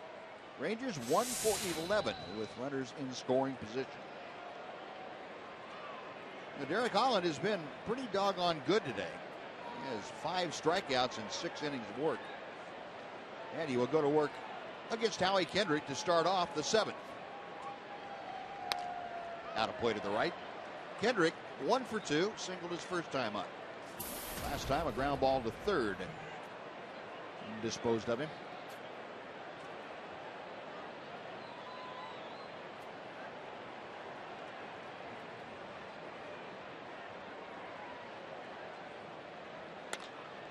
Looping liner, base hit to left field over the leap of Elvis. So Kendrick leading off with that line drive to left. Hit number 6 for the Angels. Ron Washington and Mike Maddox relaying some signs out to the bullpen. And a right-hander out there throwing, Tanner Shepard, who's in the Ranger pen.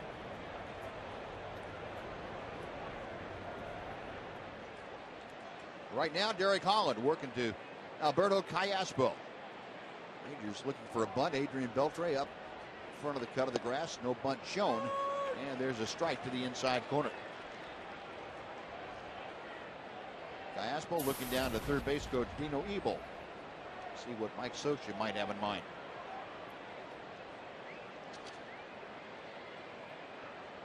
Kendrick with pretty good speed at first. Nobody out here in the 7th inning. Chop foul. And Holland. The advantage in the count, no balls and 2 strikes. Another example of exactly what we've seen in the first 3 games. Ranger pitchers mixing up their pitches very well. Derek's had a good fastball today, but he's also had good off-speed pitches to go with it. Changeup, slider, and a curveball. One of the 2 pitches he'd like to have back were the curveball that he hung to Iannetta and the slider that he got up a little bit to Trout that he hit for a double. Those were the 2 breaking balls that were hit for RBI hits. They've made a lot of good pitches today with all his pitches. Changeup continues to be a good pitch for him. Left-hander will check Kendrick at first. 0-2 pitch. Could be a double play ball. Beltre, Kinsler, and Morgan. And there's another changeup that had Callaspo out in front of it. A little tapper to third. The Rangers turn it into 2 quick outs. 5-4-3 on the twin killing. That is the 2nd Ranger double play turned this year.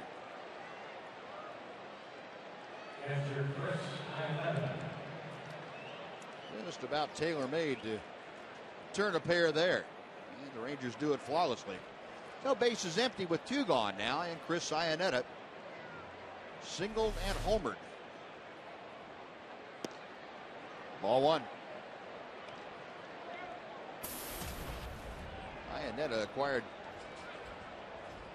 before the year last year from the Colorado Rockies, brought in to be the number 1 catcher.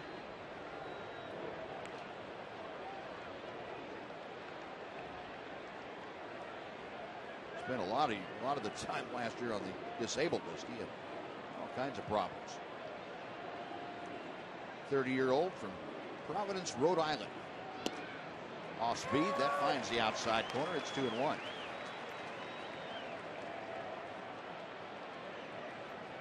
Angels got Iannetta in exchange for Tyler Chatwood, right-handed pitcher, November of 2011. A wave and a miss, good breaking ball, and Holland now has come back to even the count at 2-2. Good, continues to throw good breaking pitches. Changeup, popped it in for a called strike, threw a breaking ball for a swinging strike.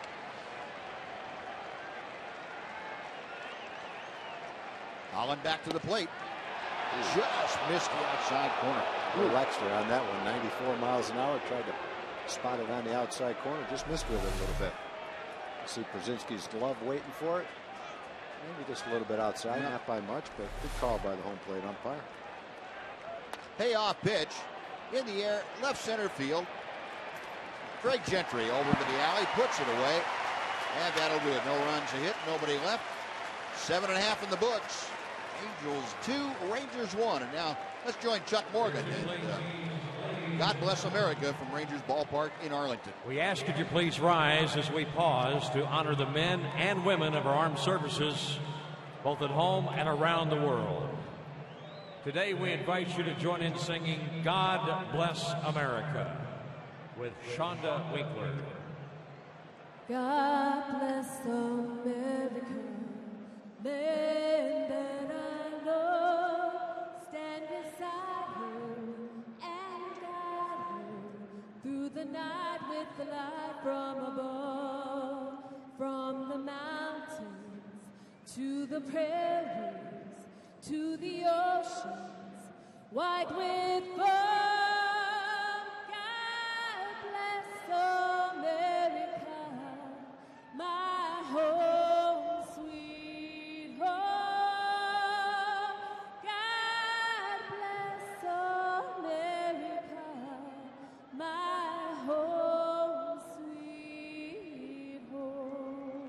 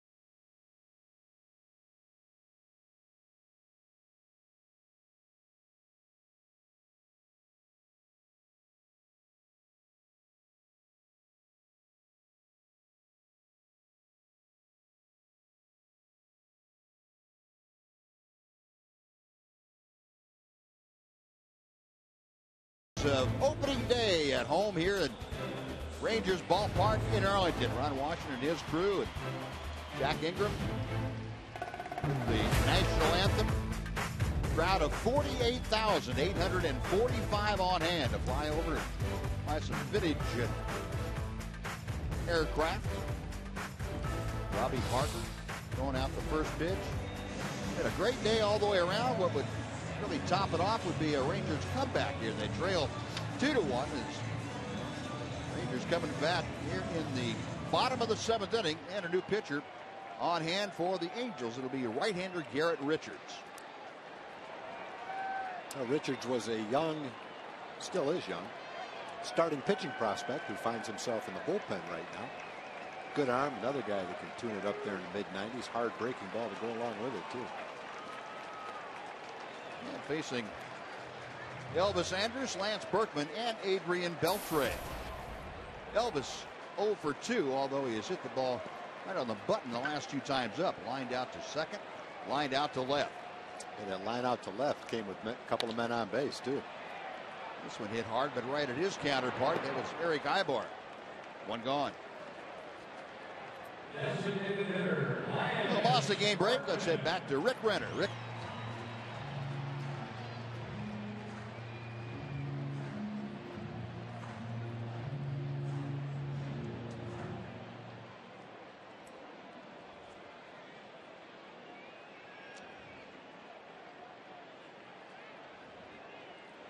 All right, Rick, thank you. No one feeling sorry for the Yankees that I've talked to. No, they don't care how many guys they get on the disabled list. They're going to go play them. They're lining up to play them, as a matter of fact. Lance Berkman turning around to bat from the left side against the right-hander Richards. Lance today, 1 for 3, had that double leading off the 5th inning, but one of the times the Rangers have not been able to do anything with that kind of a leadoff opportunity. Foul back, it's 1-1. Rangers have stranded 9 men, and they have had men in scoring position every inning except the first.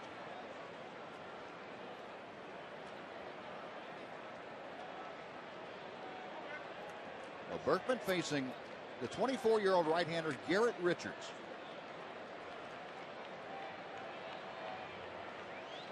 Richards out of the University of Oklahoma. The Sooner back to the plate. Check swing and the off-speed pitch. And it's a bit low, 2 balls and 1 strike. Richards, a first-round pick in 2009 by the Angels. 42nd overall selection that year. Working from the stretch, as you see most relievers doing. Ripping a miss, and the count's even. Boy, that ball, 94 miles an hour, looked like a cutter with a movement on that pitch. The ball that Elvis grounded out to short looked like the same thing.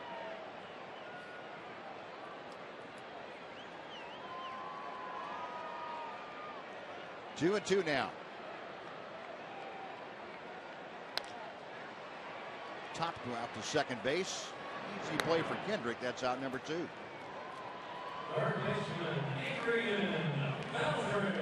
So Garrett gets a couple of ground balls, 2 outs, and now Adrian Beltre will come up. The Coors Light cold hard facts for you. Beltre, one of 5 players in Major League history to have 3 home runs in both a regular season game and a postseason game. Pujols, of course, one of those. George Brett, Reggie Jackson, and Babe Ruth. The others are ripping a miss. That's a hard curveball that he throws 85 miles an hour.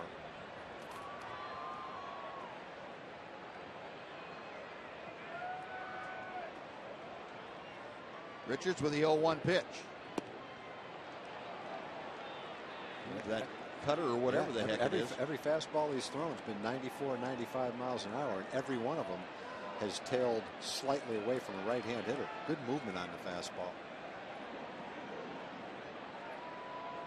Ahead in the count, 0-2 to Beltre. That was chopped foul. And we'll come back and try it again.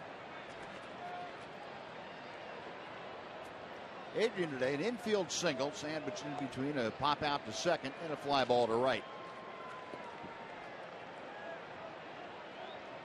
Angels 2 runs on 6 hits. Rangers 1 run on 8 hits.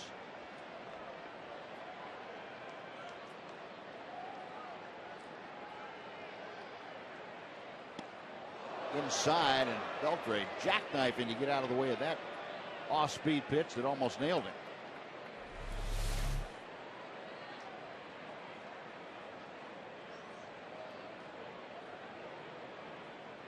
Curveball that went straight down and tried to get him on top of the knee. Now the 1-2 pitch. That ball hit in the air to deep left field. Trout is going back at the wall. Goodbye. Top of the wall and out of here. And Adrian Beltre, with his first home run of the year, has tied this ball game at 2. Not the same fastball he's throwing. Had a little cutting action to it, stayed up out over the plate, and Adrian got just enough of it. Looked like it hit the top of the wall, tearing off the back of the wall. Rangers been looking for that big hit. They haven't been able to get the hit with a man in scoring position. The home run worked just as well.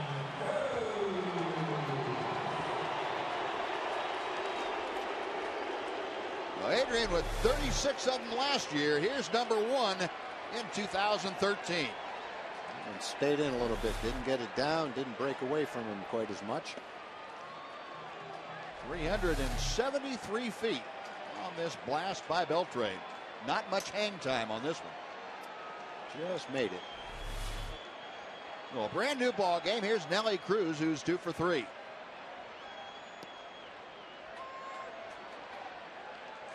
1 ball and 1 strike. Cruz a single and a double. He has also scored a run, and Adrian Beltre, after starting 0 for 11 this year, has come to life of late. He's now 4 for his last 6.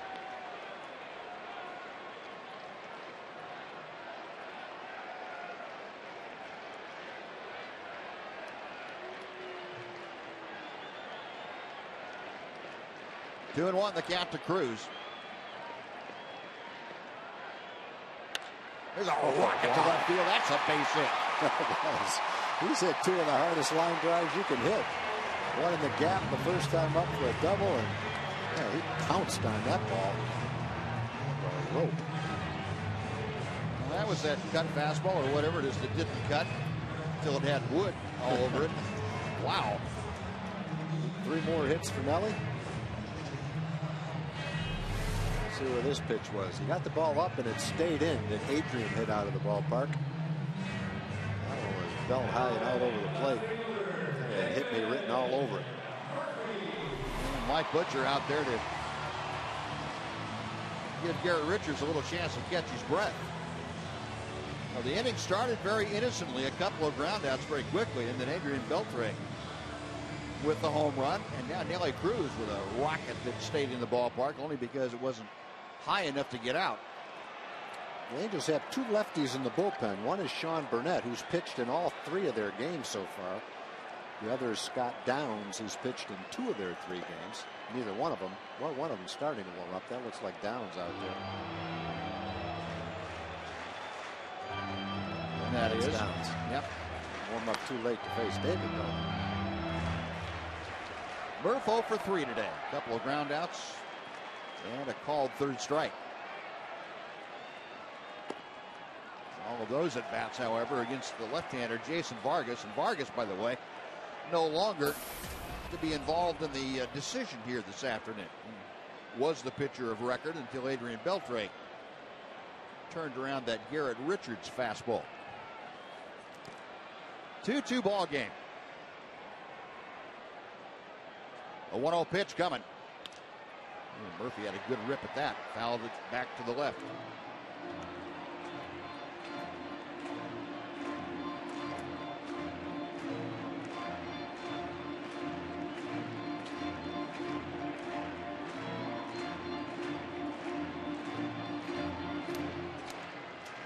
Kind of a milky white overcast now. Very high overcast here at Rangers Ballpark.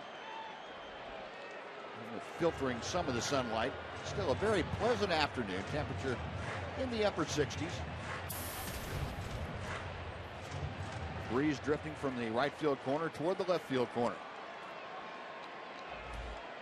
1 ball, 1 strike to David Murphy. Inside. Whoa, Boy, I had a. How did he catch that ball? I have no idea. That ball was 94 miles an hour. 3 feet to his right. Watch him catch this ball. Oh, there's how he did catch it. The umpire's right foot stopped it. I didn't know how he could have stopped that ball. It turned out he didn't.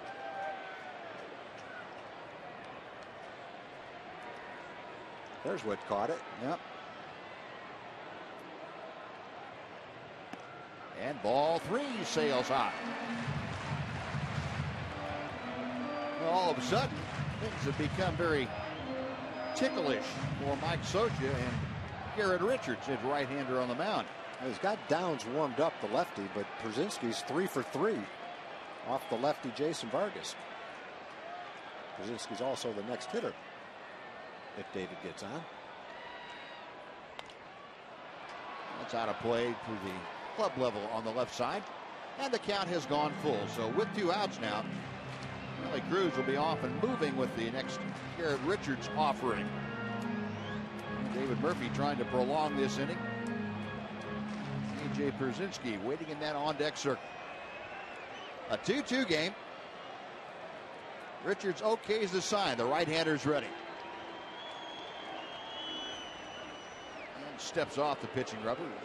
Nelly Cruz back to the bag. As you notice, the Pujols not holding Cruz at first base. The left-handed hitter up there in a 3-2 count with 2 outs. Pujols playing well behind Cruz. Now we're set to go. Cruz on the move. The payoff pitch got him swinging. The bottom fell out of that, and Richards gets the strikeout, but not before the Rangers and Adrian Beltre tie the ball game. A run on 2 hits and 1 left. We're going to the 8th inning. The Rangers 2, the Angels 2 on Fox Sports Southwest.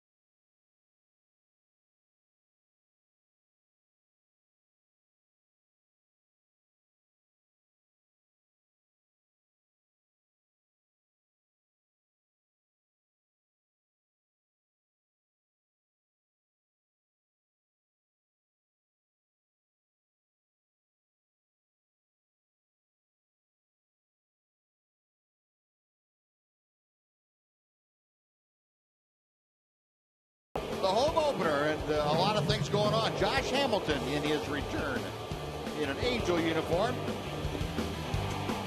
moving the air around, and that's just about it for Hamilton, much to the delight of the fans. A.J. Brzezinski, his first home game in a Ranger uniform. A big afternoon at the RBI triple.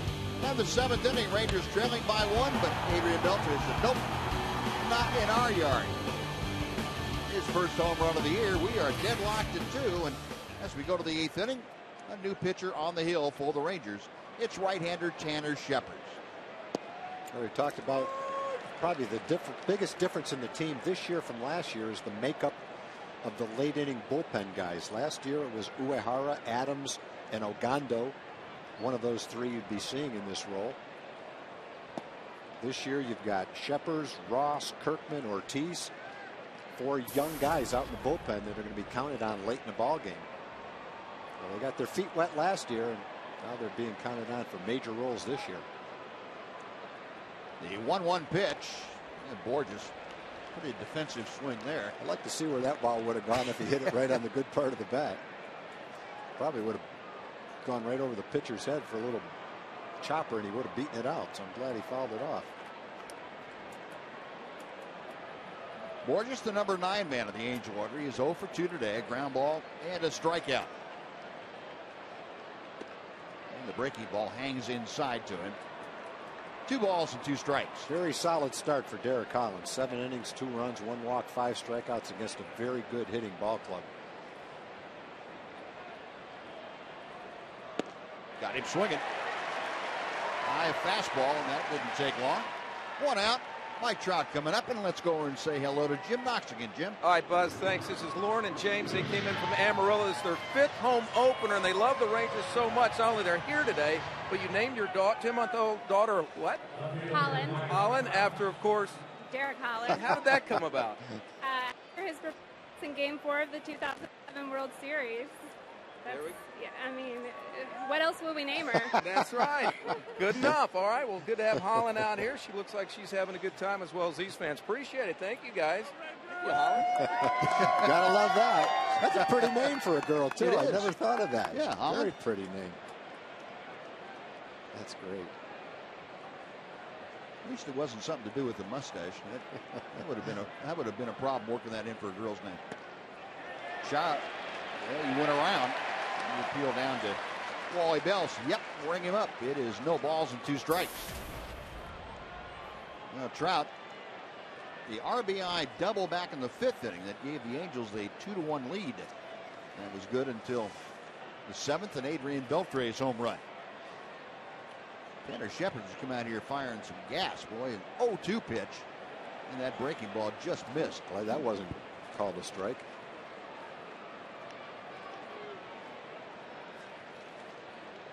AJ Brzezinski, somebody on the bench got all over him. Brzezinski saying, no, I went the other way.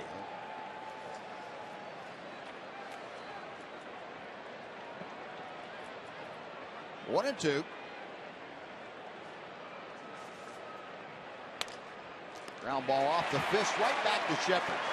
You know, Buzz, I think the thing that I've noticed about Tanner this year is last year, that 96-mile-an-hour fastball, a lot of times is pretty much straight and out over the plate. He's got some movement on that. He ran that fastball right in on Trout's fist. That's going to make him a lot tougher. That fastball a lot tougher to hit this year. You know, we talked about that just for a second the other night when down in Houston about running the ball in on right-handers. Yeah. That's something that he didn't do a lot last year.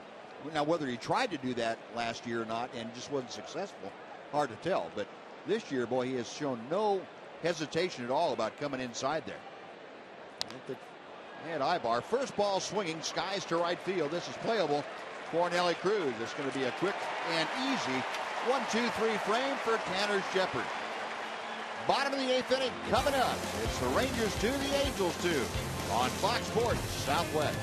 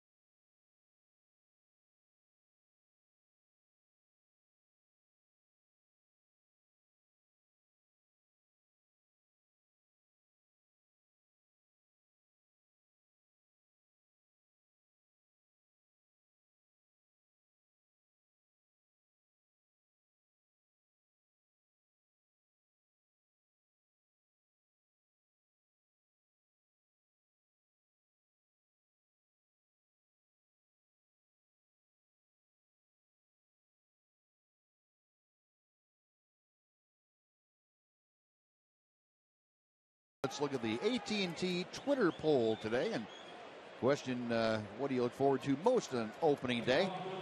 And not a runaway winner, but the winner, baseball returns.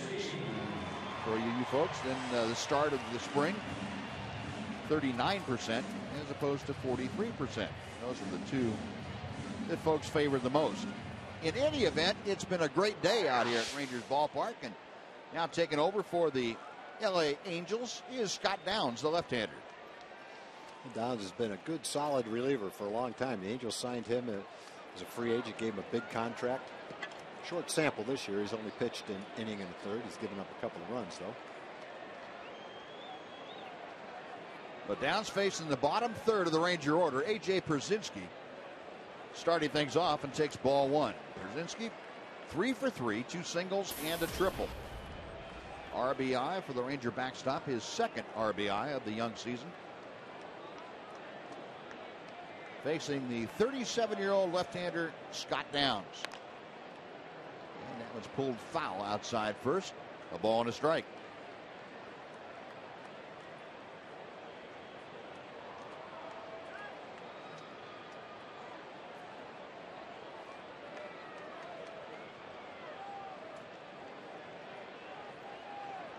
A.J. tripled into the right field corner, driving in that run to the second. He's also singled to center and singled to right field. Rolls over on that one, grounds it to the right side, and Kendrick will throw him out, one away.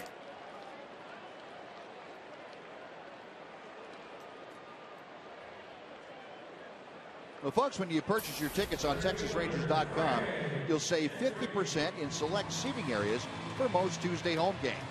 First Tuesday home game is next week. The Tampa Bay Rays are in town. It's also Capital One Bank Darvish T-shirt night. Get your tickets today at TexasRangers.com/specials.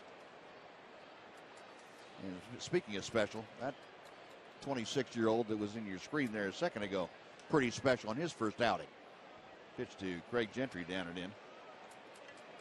Yu Darvish coming within one pitch of throwing a perfect game, and a ground ball go right back through his legs for a 2-out single in the 9th inning against the Astros. Fly ball to right, coming on is Hamilton, still coming on, and can't get it. He plays it on a hop, keeps it in front of him, but Craig Gentry aboard with a looping single to right field and good speed out there. And we'll see what Ron Washington does now. Mitch Moreland is called back. It's going to be Jeff Baker coming off the bench for the first time in 2013.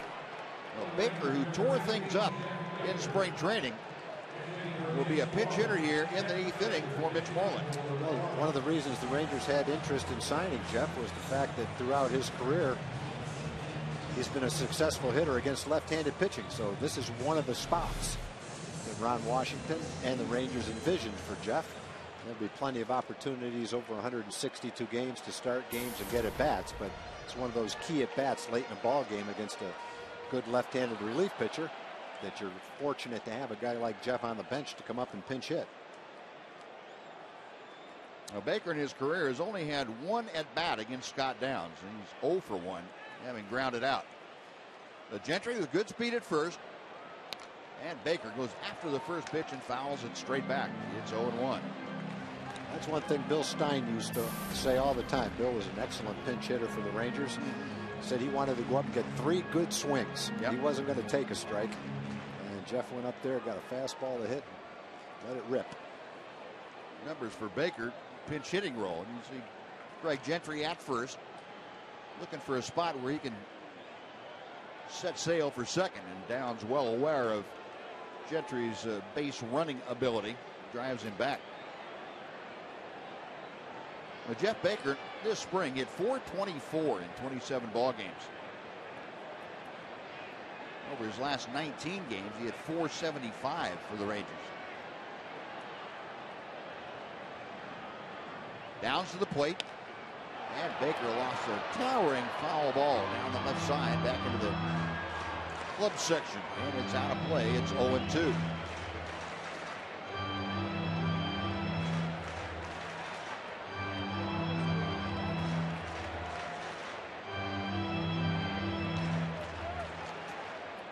Baker in his career a .296 hitter against left-handed pitching. Facing a tough one here in Scott Downs.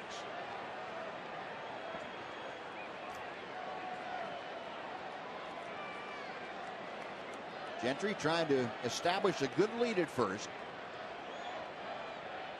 And Downs will go that way again with a toss.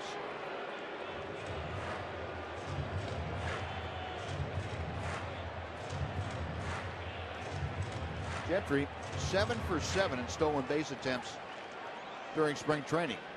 So you got the hottest spring training hitter for the Rangers, Jeff Baker at the plate, the best base stealer, and Craig Gentry at first. There goes Gentry, the pitch inside, the throw to second, not in time. Well, that worked out. That's what we said about Craig Gentry. He's one of the best base stealers in the league, because he's a guy that can be on first base and everyone in the park knows that he's going. Pitcher can do everything he can, the catcher too, and he can still steal a base. And here's a good example of it. Downs is well aware that he's going to be running if he gets any kind of a jump, and there's nothing they can do to stop it. Of course, that wasn't a great pitch for Iannetta to throw on either. It was down and in. So Craig pitched a good pitch to picked a good pitch to go on, and now he's the go-ahead run out there in scoring position. Gentry now over 83% in his career as stolen base attempts. He's 33 for 40. Now Baker, an opportunity here, runner in scoring position to give the Rangers the lead. Count of 1 ball and 2 strikes to him. Downs okays the sign, a check of Gentry. And the chopper foul into the Angel dugout on the third base side.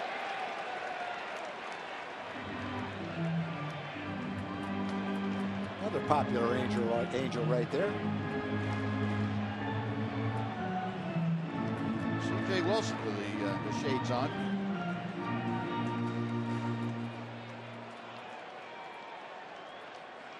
Rangers won't face C.J. in this series. No.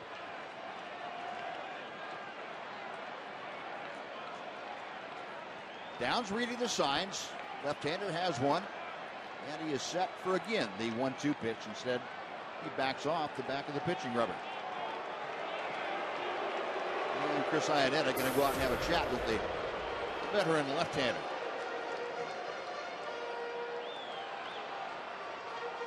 Gentry, a 1-out single and a stolen base, is at second base. Jeff Baker pinch hitting for Mitch Moreland. A 2-2 ball game in the bottom of the 8th inning.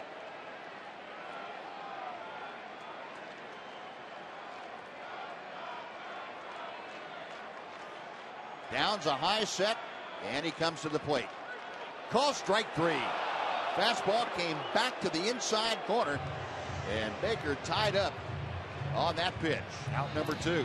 Downs made a good pitch. He threw him a lot of slow curveballs and trying to hit the inside corner with a fastball. It looked like he did. Well, it was near the inside corner, right on. As far as Downs is concerned, that's exactly where he tried to throw it, and he got the call. Well, there are 2 outs now. Back to the top of the Ranger order. Ian Kinsler, who is 1 for 4, will step to the plate. Ian's had a chance last time up, a man on third. Second time up, first and third. Now he's got a man on second. Go ahead, run. Check swing on the breaking ball. It's 1-0. One thing we saw Ian Kinsler do very well in spring training and down in Houston also, as Joe Nathan gets loose in the Ranger bullpen, taking the ball up the middle of the diamond. Now he hasn't done that with authority today, but still that approach is really what you need here too. Gentry a good lead at second. Kinsler takes low and away. 2-0.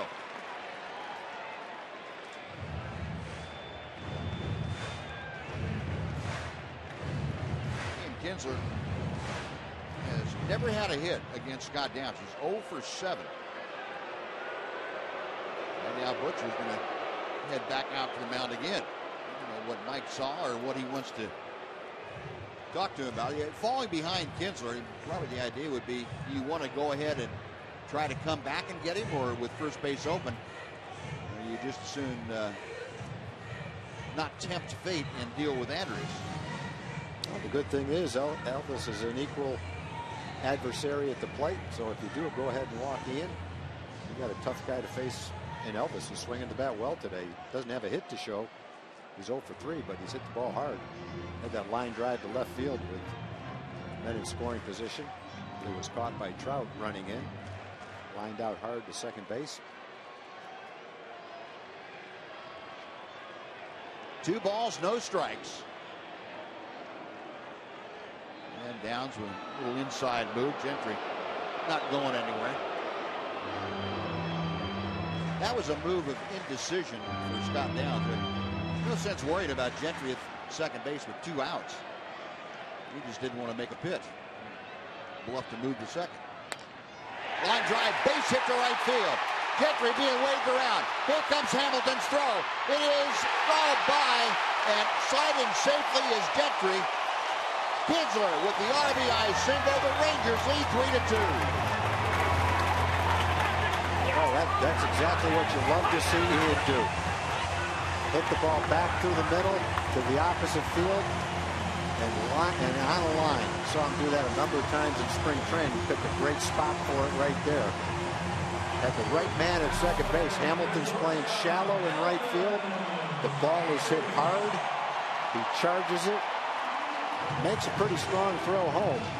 But with Gentry's speed, he's going to be there right at the same time as the ball. Iannetta knew he had to catch it quickly and make the tag, and he wasn't quite able to do it. Rangers pick up the go-ahead run. Short hopped him. Tough play for the catcher. Yep. A big base hit for Ian Kinsler, his third RBI of the year, and the Rangers have that one-run lead, looking for more. Elvis takes low for ball one. Great shot of it. It was going to be tough even if Iannetta caught it. Yeah. You got to be fast to make that a close play with a right fielder with a strong arm and a hard hit ball. You got a great jump. Elvis takes a strike to the outside corner. It is 1-1.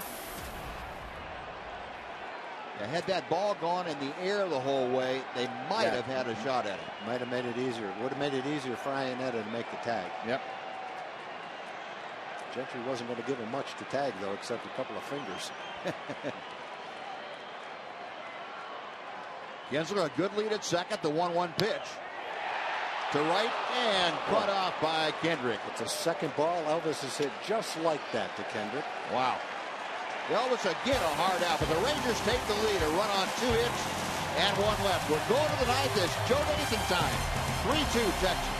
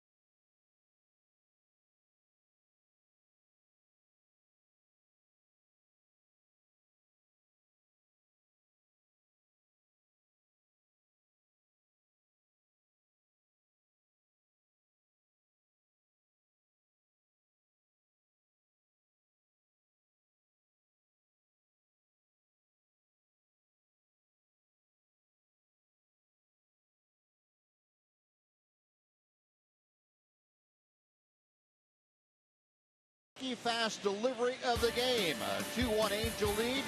Adrian Beltre says, no, not so fast. That thing is out of here in a hurry. Adrian Beltre, the freaky fast delivery of the game this afternoon.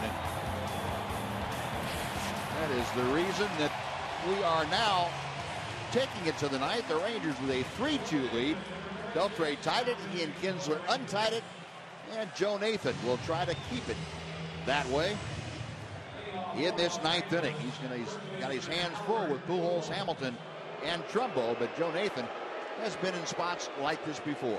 His first outing in Houston was a terrific outing. Faced 3 hitters, struck them all out. Tough hitters, as you said, to face today, Buzz.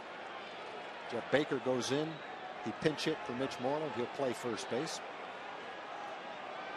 Well, here's Pujols, and he takes strike 1 from Nathan.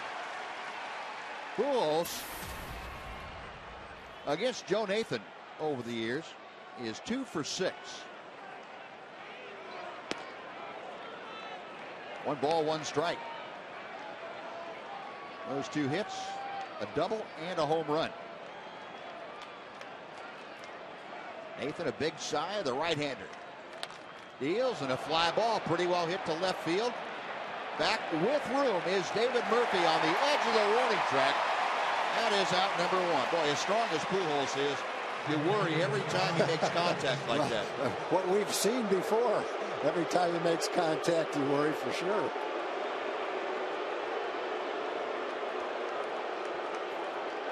One out.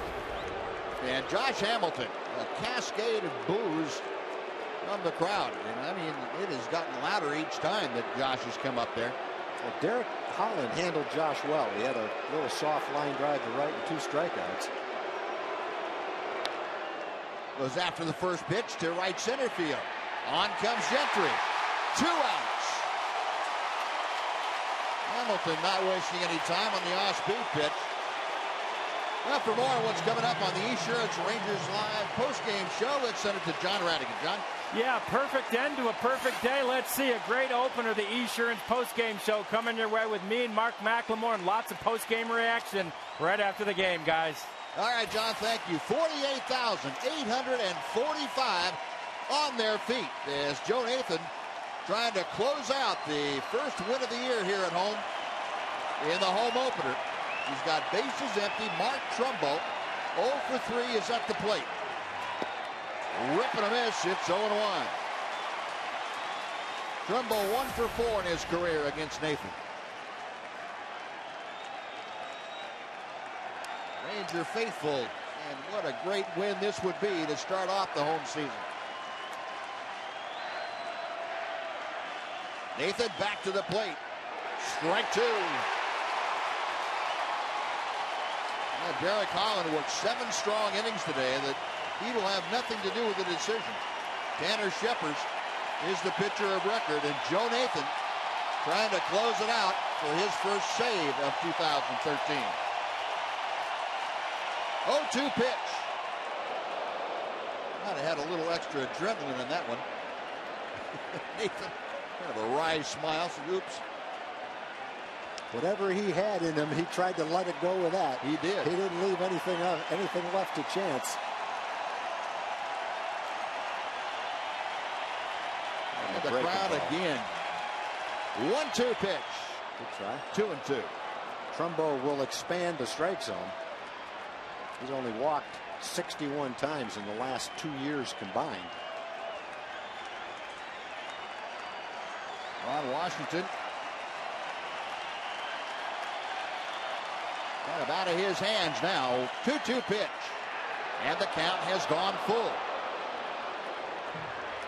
Can't get Trumbo to swing at that. Wouldn't expand it, Tom, like you were talking about. Give him credit. Howie Kendrick waiting. The Rangers would just as soon see Howie Kendrick tomorrow. Nathan to the line. The payoff pitch on the way. Breaking ball, ball 4. Trumbo doing a pretty good job of laying off pitches against Joe Nathan. They threw him a big curveball that didn't miss by much on the outside corner. In fact, if you want to go technically by our Fox tracks, it didn't miss down and away. Got a pinch runner for Mark Trumbo at first. Andrew Romine has come into the ball game. And he will represent the tying run now at first and 2 outs. Howie Kendrick is the hitter. Kendrick 2 for 8 in his career against Joe Nathan. Romine a pretty good lead in the pitch outside. Breaking ball missed from Nathan. It's 1-0.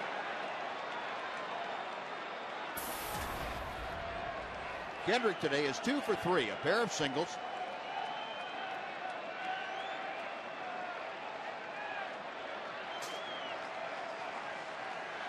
Nathan sets at the belt.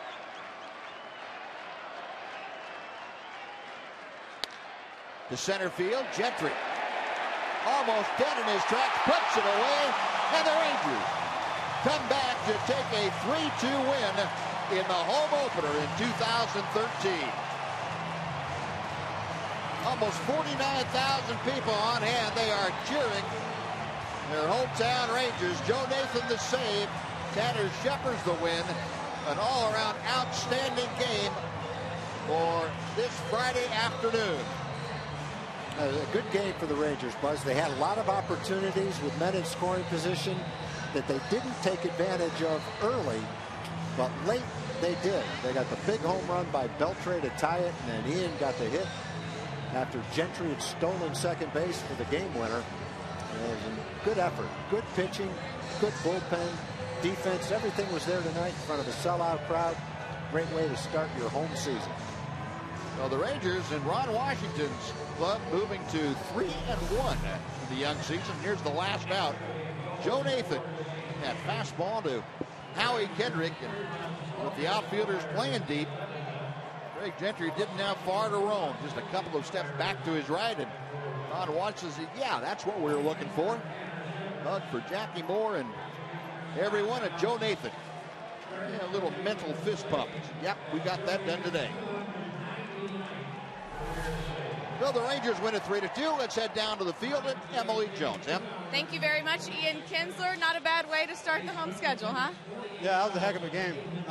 Went all the way down to the end. You know, we got Joe Nathan at the end to close it out, but it was a battle all the way.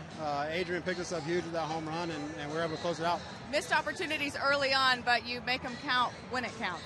Yeah, I had a lot of opportunities today with runners in scoring position, 2 outs, and I just couldn't get it done. You know, that last at bat, just trying to buckle down and find the outfield grass somehow, and Craig was able to score.